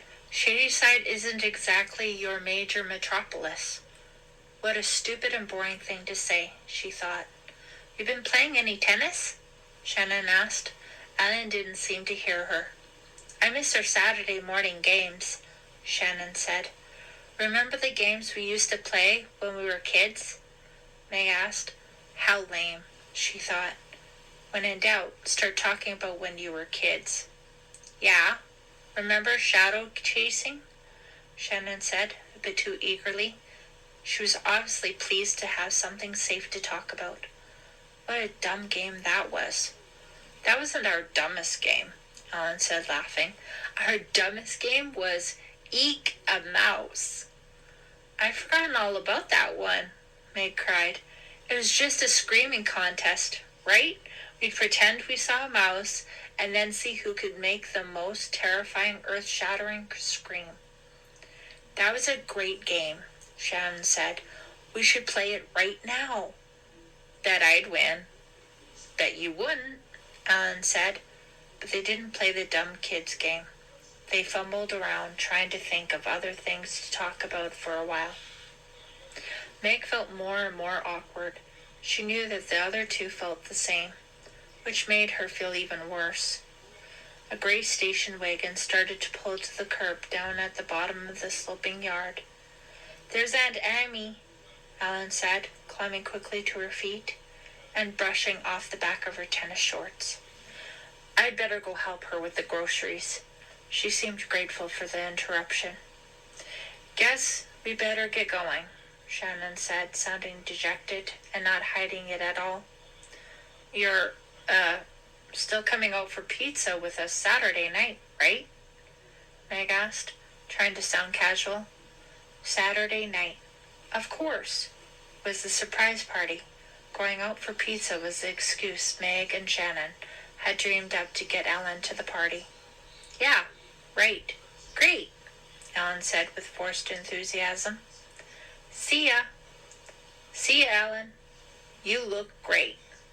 Meg and Shannon descended the flagstone steps quickly in silence. They didn't say a word to each other until they were inside Shannon's red Mazda. Well, that was just like old times, Shannon said sarcastically. Meg felt so bad. She thought she might cry. But she took a deep breath and held it in. The visit was so awful, she thought. It was like losing a friend all over again. We didn't have much to say to one another, she said tentatively. She wasn't sure how Shannon felt about it all, but maybe if she talked about how she felt with Shannon, she wouldn't feel so hurt, so abandoned. Well, I guess it's natural, Shannon said. Her way of dealing with situations like this was to minimize them. Act as if they were ordinary, normal, to be expected. I felt so bad, Meg cried, struggling to keep herself together. It was a little awkward, Shannon admitted, her eyes on the road. But we haven't seen her for a whole year. Come on, Shannon, admit it, Meg pleaded, shoving the seatbelt out of the way so she could lean her arms on the dashboard and rest her head on her arms. It was dreadful. We were all totally tongue-tied and miserable. Meg, stop exaggerating, Shannon scolded. It wasn't all that bad. Really, we were all nervous, but we'll get over it, and so will Ellen. I'm sure it'll go better at the party. The party, Meg wailed. What a disaster. Why did I ever think it was a good idea? Oh, it's going to be a nightmare. Whoever's been trying to stop it was right. Meg, you think Ellen's going to be happy to be dragged to a party to see all of her old friends? Shannon, she wasn't even happy to see us. Meg, chill out, please. You're blowing this all out of proportion. Just because we were a little nervous this afternoon doesn't mean Ellen won't like the party. It'll be completely different. We'll be different, and she'll be different. You'll see. It'll be fine. Meg just moaned with her head buried in her arms. Shannon stopped the car. Why are you stopping? Meg cried. Because you're home, Shannon said, laughing. Get out. See you at David's party tonight. Meg muttered some kind of goodbye and ran into the house, thinking about David's party. She realized she was really looking forward to being with Tony. It had been so long since they'd been together, just the two of them, and they had so much to talk about. Maybe, she thought, Tony had some idea of what Brian was trying to tell her, of why Brian was threatening her. She couldn't wait to tell Tony her suspicions about Brian. Maybe Tony would be able to help her understand what was going on. Chapter 17, Monday night. Bet you never guessed that David's parents are away, Shannon said, rolling her eyes. What a scene, Meg said, staring out through the windshield as Shannon parked the car across from David's house. Stereo speakers on the driveway were blaring out dance music, and couples were dancing in the garage. Kids were sprawled all over the lawn. 2 couples were making out on the steps, leading up to the front porch. Another couple was entwined under the tree at the side of the driveway. All the lights in the house were on. There seemed to be even more kids inside. Shannon climbed out of the car and slammed the door. She was wearing skin-tight white pants and a silky, wild pink top. Some guy sitting on the lawn whistled to her and called out, "Looking good, Shannon." This clever remark was followed by loud, appreciative laughter from the other guys on the lawn. Maybe we should have Ellen's party on David's front lawn, too, Shannon joked. This looks pretty rad. Let's go in the house, Meg said. Glad we got here early before everyone starts throwing up, Shannon said. Walking up the drive, Meg looked for Tony, even though she knew he wouldn't be there this early. Think fast, someone yelled. A basketball flew by their heads and bounced down the drive and into the street. The guys on the lawn thought that was hilarious. Where's David? Shannon asked a kid they knew. He shrugged. Haven't seen him all night. How'd you do on the English final? It was Shannon's turn to shrug. Meg led the way past the couples on the front steps into the living room. The room was filled with kids from school, milling about, talking and laughing. Arnie Tobin, David's friend from the gymnastics team, seemed to be asleep on the couch, probably passed out. This is really gross, Shannon complained. I love it. Hey, there's Lisa, Meg cried. She waved to Lisa, who was talking to some kids by the entrance to the dining room. Hey, Shannon, you didn't have to dress up just for me. Meg turned around to see who that was. It was Dwayne, a beer can in his hand, a smile on his face. As he walked up to Shannon, his dark eyes looking her up and down, he walked up very close, forcing her to take a few steps back. I see you dressed up, too, Shannon cracked. Dwayne was wearing a gray t-shirt, torn above one sleeve, brown stains down the front, and faded jeans with one front pocket torn off. He stepped closer and leered down at her. He was about a foot taller than she was. You come inside to dance with me, huh? Yeah, sure. I've been dreaming about it all week, Shannon said sarcastically. Shall we do our dancing vertically or horizontally? He asked and gave a dirty laugh at his own joke. Dwayne, such big words for you, Shannon said. Have you been going to night school or something? The smile faded from his face. His eyes went cold. I don't like jokes like that. I'm not dumb. You know. He grabbed her arm. Hey, let go of me. She pulled away from him. He laughed. You're not scared of me, are you? No, I'm not scared of garden slugs either. I just don't want them touching me. His face reddened as his eyes narrowed. Give me a break, okay? I just want to dance with you. I'm not a bad guy, Shannon. He was moving forward, backing her into a corner. Let's get to know each other, he said, his smile returning. He wasn't looking at her face. He was staring at her tight blouse. You'll see. I'm okay, really. Dwayne, please. If we get along tonight, we can have an even better time at the surprise party Saturday night. What? What are you talking about, Dwayne? You weren't invited to that party, Shannon shouted. I was, too. Sookie Thomas asked me to go as her date. Shannon's back was against the wall. Dwayne took a long sip from his can and moved in closer. Dwayne, don't come any closer. I don't want to dance with you. I mean it. Don't knock it if you haven't tried it, Dwayne said with a leer. Meg decided she better do something. Hey, Shannon, Tony wants to see you, she called. It was the first thing that came into her head. She ran over and tugged Shannon away. He's in the kitchen. He wants to ask you something. Dwayne shot Meg an angry look. Tony? You mean lunch meat? Lunch meat is here? Isn't this past the little boy's bedtime? Meg ignored him and pulled Shannon out of the corner. He started to follow. Shannon turned and flashed him a withering look. He tossed up his hands. Ooh, the evil eye, he laughed. Okay, I can take a hint. Thanks for the dance. See you at the party. He tossed his empty can onto the couch. It bounced off the sleeping Arnie's stomach and rolled to the carpet. Arnie didn't stir. Thanks for the help, but I know how to handle that creep, Shannon told Meg.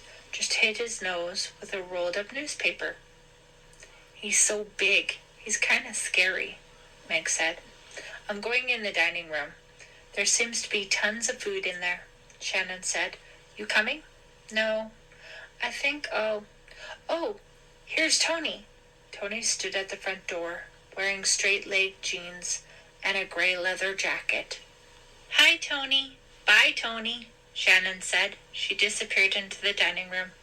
Meg ran over to Tony. She was really glad to see him. "Hi, stranger," she said, taking his hand. His hand was ice cold. "Great party," he said, looking around. "Where's David?" They both saw David at the same time. He and Corey appeared in the entrance to the den, walking on their hands for some reason, their feet straight up in the air. Suddenly, all of the change fell out of Corey's chinos pocket, and both boys collapsed to the floor laughing. "Let's go," Tony said, pulling her toward the door. "You just got here. Don't you want to talk with anyone?" "No, just you," he said. "Let's go where we can be alone." He smiled at her. He seemed nervous, she thought, and very pale. A few minutes later, they were in his dad's car, driving north on the river road, heading toward River Ridge. The weather had grown cool again, and the wind gusted off the river. Meg was wearing layers of t-shirts, but she wished she had brought a jacket. "It's so dark up here," she said, snuggling close to him as he drove. "Yeah, there aren't many lights on the river road," he replied, staring straight ahead. The road grew steep as it climbed toward the high ridge at the spot where the river split in two. River Ridge was actually a trail originally made by Indians. It started low on the eastern banks of the Conoco and followed the river, sloping up until it looked down on the water from tall granite cliffs. The farthest and highest point of River Ridge was known as Lover's Leap. The ridge was a romantic place to walk, especially on a warm spring and summer nights. But no one really knew why that spot was called Lover's Leap. They drove in silence for a long while. "You're very quiet tonight," Meg said finally. "I'm just happy to be with you," he told her. His voice sounded strange to her, tight and tense. Or was she just imagining it because she was the tense one? Near the top of the road, he pulled the car over and parked it between two trees. He switched off the ignition and the headlights. "Let's take a walk," he said. "I don't have a jacket," she said, already feeling a little chilled. "Can I borrow yours?" He hesitated. "Come on," he urged softly. "I'll keep you warm." She got out of the car and followed him onto the path. She could hear the river flowing far below them in the darkness.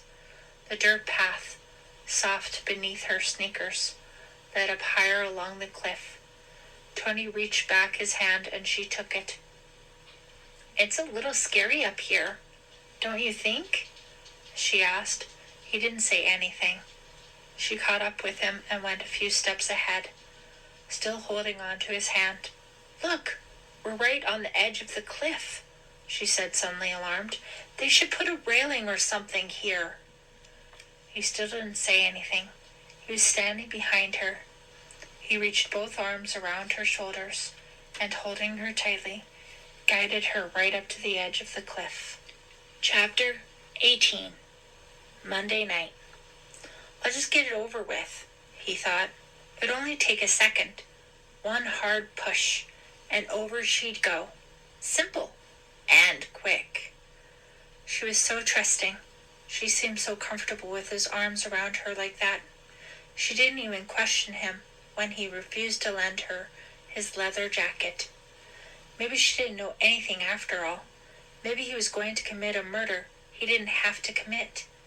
He decided to find out. "Tell me about Brian," he said softly into her ear, leading her away from the cliff edge and a few feet onto the path. "He was so strange," Meg said, shivering. "I didn't really understand him." "What did he say?" Tony asked, allowing a little impatience to enter his voice. "He said he was warning me, but it sounded like a threat." "Warning you about what?" "I don't know. He just said, be careful. He said things weren't what they seemed. He wasn't making any sense. He seemed really frightened. He told me I was in danger." "From who?" "From the guy who's been trying to stop the party." He held on to her tightly. If he had to, he could shove her over the edge from here. She'd probably be too surprised to struggle. I don't know. He wouldn't say. So Brian didn't crack entirely, Tony realized. He wanted to. Brian wanted to tell her it was me, but he was too scared. Has she figured it out? No. I thought maybe you could tell me what he meant, Meg said, leaning back against him. So trustful, he thought. I don't know, he told her. What else did Brian say? He had to push her. He decided he had to push her. Even though she hadn't figured it out, she would sooner or later, and his life would be ruined. She was leaning back against him. One hard shove. That's all it would take. And he wouldn't have to worry about her anyway. Brian said I was in danger. That's all. He told me to be careful. Who did he mean? He asked innocently. Who was he warning you about? Get ready. This is it. Push her and then run. Don't stand there listening to her scream. Don't wait to hear the splash, the sound of her body cracking as it hits the shallow river bed. Just run, Tony. You'll be okay. You'll be fine. I think he meant himself, she said uncertainly. I was so confused. I think he was trying to warn me about him. But how can that be? Again, he hesitated. I don't know. Brian's such a weirdo, he said. But how could it be Brian? She asked. That night in the woods, it couldn't have been Brian who had grabbed me and made me fall down the ravine. Brian had already fallen into the ravine. Is she going to put one and one together and realize that I was the only one who could have grabbed her? Tony wondered. Then who could it have been? He asked, preparing himself, steadying his legs, closing his eyes. He didn't really want to watch her when she went over. Do you think there could be two people trying to stop the party? She asked. Brian and someone else? She turned around to face him. No, don't turn around. Don't make it harder for me. Don't look at me now. She has such a cute face, like a doll. So perfect, so pretty. Don't weaken, Tony. Of course you care about her. But you care more about keeping free, keeping alive, keeping your secret. Forever. Brian and someone else? I don't know. His voice trembled. He wondered if she could see how upset he was. Please turn around. Please don't look into my eyes so lovingly. Tony, you weren't involved in it, were you? Meg asked suddenly. What? Tony's whole body shuddered violently. She pressed her forehead against his cheek. I had this dumb thought that Brian might mean you. It's so strange. The crazy things that can go through your mind when you're upset and trying to figure things out. Yeah, strange, he said. No, he couldn't mean me. No way. She was figuring it out, feeling her forehead against his cheek. He could almost hear her brain working, solving the mystery. Could she tell he was lying? Had she already figured out he was Evan's killer? She pulled away. I love the sound of the river flowing down there. It's soothing somehow. Maybe you'd like to listen to it close up, he thought. Her voice was changing, becoming colder, becoming more suspicious. Was he imagining it? I'll tell you something else kind of strange, she said. Ellen went to see Brian. He was the first person she visited. Don't you think that's odd? Tony let out a short gasp. Ellen? What? He was too upset to control himself, to hide his unhappiness at this news. He grabbed her arms. He braced his legs. He took a deep breath. What's wrong, Tony? She asked softly. Nothing. One hard shove, that's all it would take. She probably wouldn't even realize what was happening until she was halfway down. No. He wasn't going to do it. He knew he wasn't going to do it. I'm not a killer, he thought. I'm not a killer after all. Or was he? Could he do it? His mind spun. For a moment he felt so dizzy he thought he might plunge over the side. He steadied himself, holding on to Meg. What would be the point of killing Meg? She didn't know anything. She hadn't figured out anything. Killing Meg wouldn't help him in any way. Brian was the problem. Ellen was the problem. Brian and Ellen together were the problem.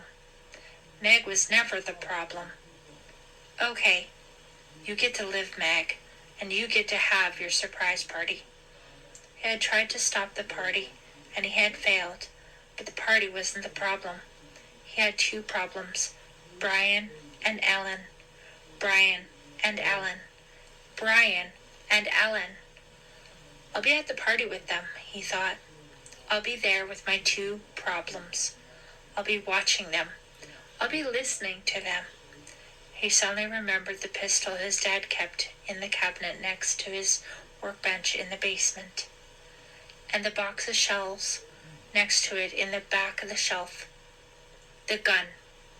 I could bring the gun, just in case. Yes, I'll bring the gun Saturday night for Brian and Ellen, for my own protection. Brian already tried to give me away. Who knows what he and Ellen were cooking up together? But I'll be ready for them. I'll be ready, willing and eager. Tony, what's wrong? You just had the strangest look on your face. She peered up into his eyes, her face filled with concern. For the first time, he saw some suspicion there, too. Nothing. Guess I'm cold. Let's go back to the car. But aren't you going to kiss me first? Why was she looking into his eyes like that? For reassurance? For reassurance that he wasn't a murderer? Kiss you? Oh, yeah, right. He put his arms around her and kissed her, and thought about the gun waiting for him in the basement cabinet. Chapter 19. Saturday night. Meg pulled the car to the curb and looked up the hill to Ellen's Aunt Amy's house. A trail of tiny yellow lights went all the way up along the side of the flagstone steps to the front porch. I really don't feel like climbing these steps again, Meg thought. She honked the horn. No sign of Ellen up there. She honked it again, longer. Why do they put such tiny horns in these foreign cars? She asked herself. Success! Ellen appeared on the porch and signaled that she'd been down in a minute. Meg waved back to her, grateful she didn't have to get out of the car.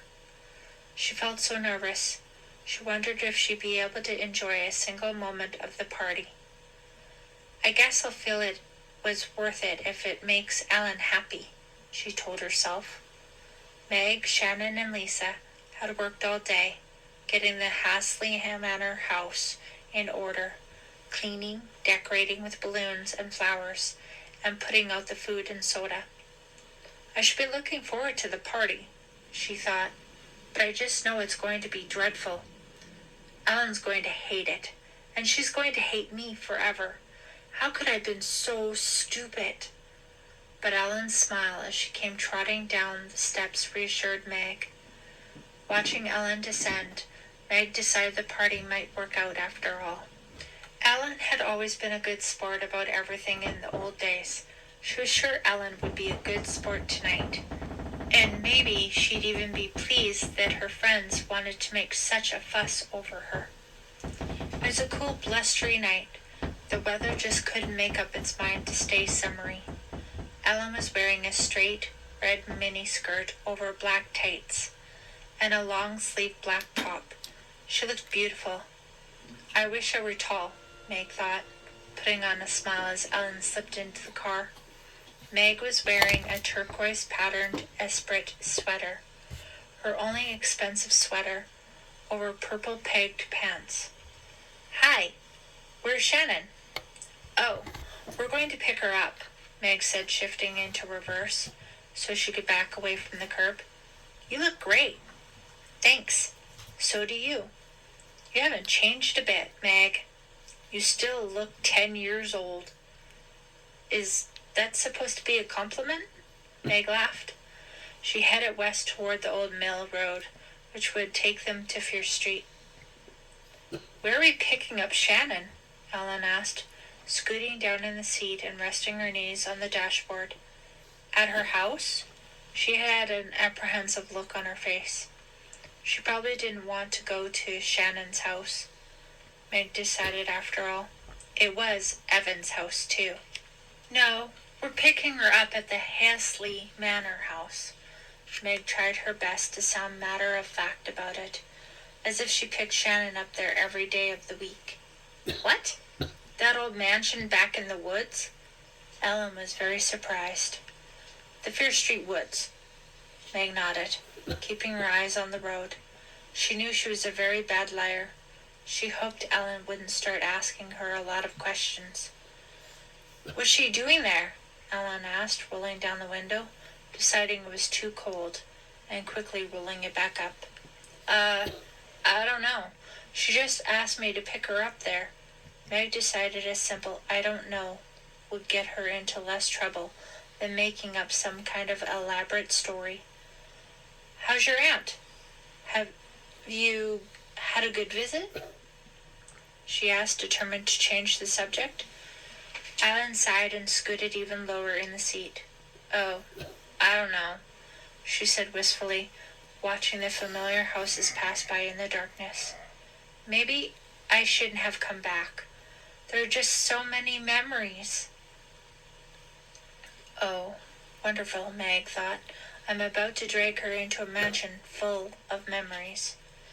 She turned on to Fierce Street, driving quickly past the cemetery and the sprawling, run-down old houses. Across from it, the night seemed to grow blacker. The moment she turned the corner and entered Fierce Street, for some reason, none of the streetlights were on, and most of the houses were completely dark.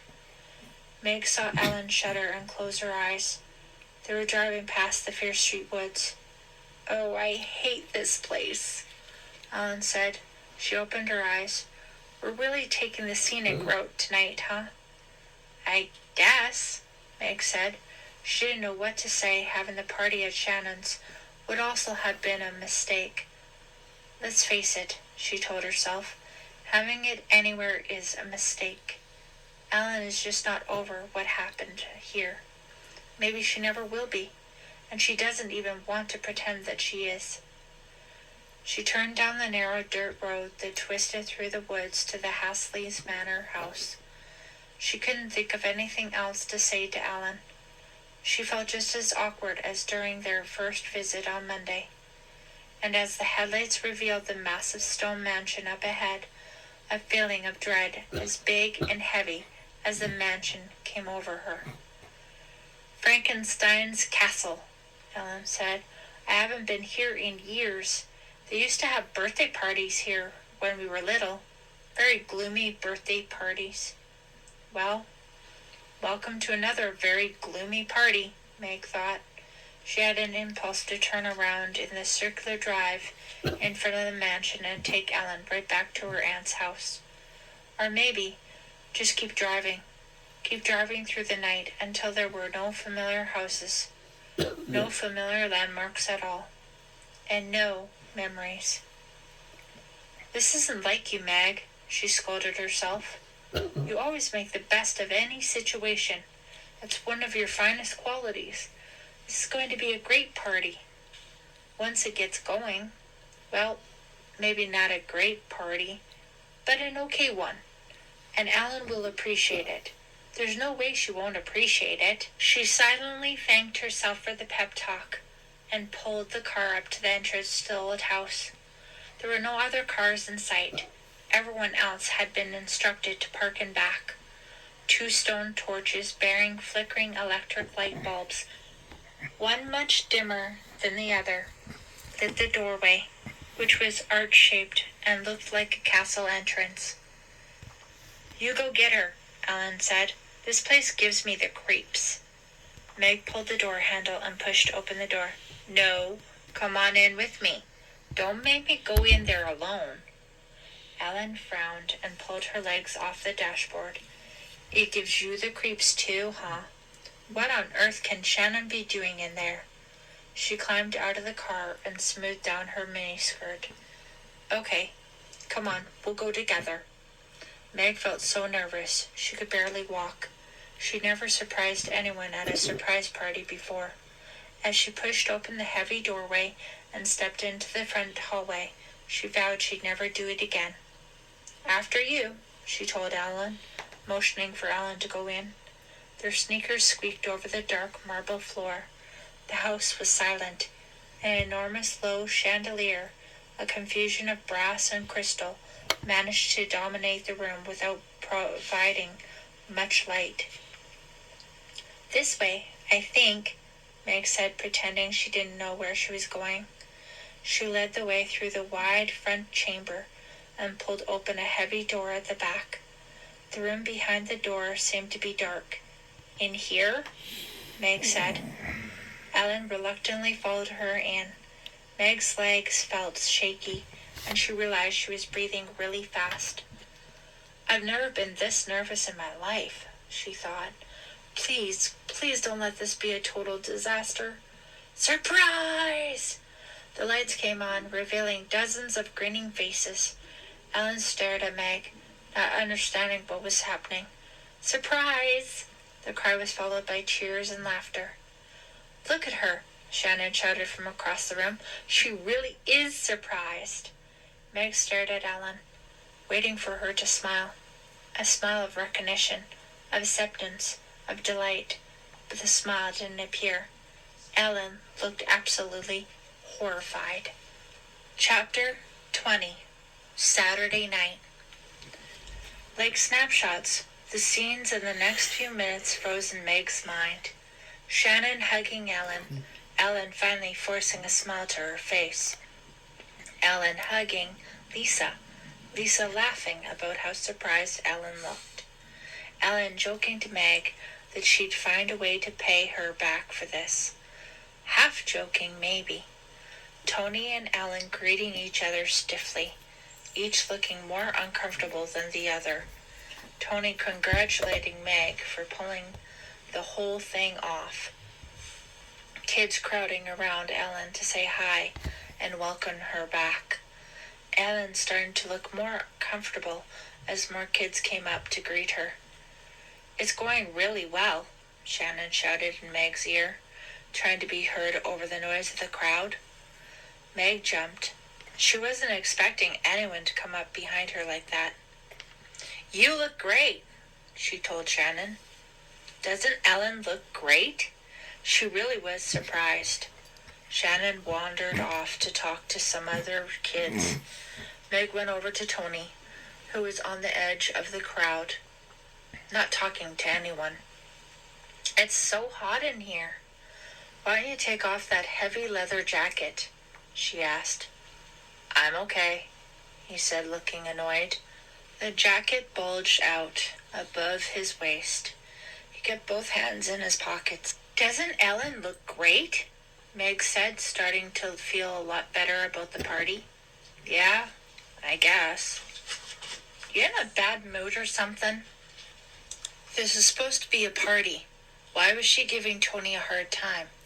Just nerves, she figured. She'd gotten through the surprise part of the party, but the evening still had a long way to go. Give me a break, he muttered. You know I don't like parties much. She impulsively kissed him on the cheek.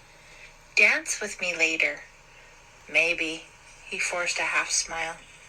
After everyone had had a chance to greet Ellen, the large room got very noisy. With school just out, everyone was in a mood to celebrate. Lisa was chattering animatedly to Ellen, gesturing with her hands and laughing. But Ellen, seemingly distracted, kept looking over Lisa's shoulder. Meg followed Ellen's eyes. Ellen was looking at Tony. Tony stared back at her, scowled, then looked away. What's his problem? Meg thought. Then someone called her to help find the paper plates, and she forgot all about it. When she looked back a few minutes later, Alan was talking adamantly to a large group of friends. Lisa and Corey were in the center of the room, actually getting along for once. A few feet away from them, Suki Thomas, her peroxide blonde hair spiked in angry punk style, had her arm around Dwayne's waist as Dwayne looked anxiously around the room, probably searching for Shannon. The vast room echoed with laughter and loud voices. All in all, this was a pretty terrific party, Meg decided. Quick, crank up some music, Shannon shouted, startling Meg from behind once again. And crank it all the way up. This party is okay. Meg had borrowed Tony's boombox for music. It was nearly as big as her stereo at home. She rushed across the room to put in a tape, but Alan stopped her in the middle of the room. Great party, Meg, Alan said, giving Meg a hug. What a surprise. I'm a little overwhelmed. I thought maybe you'd be furious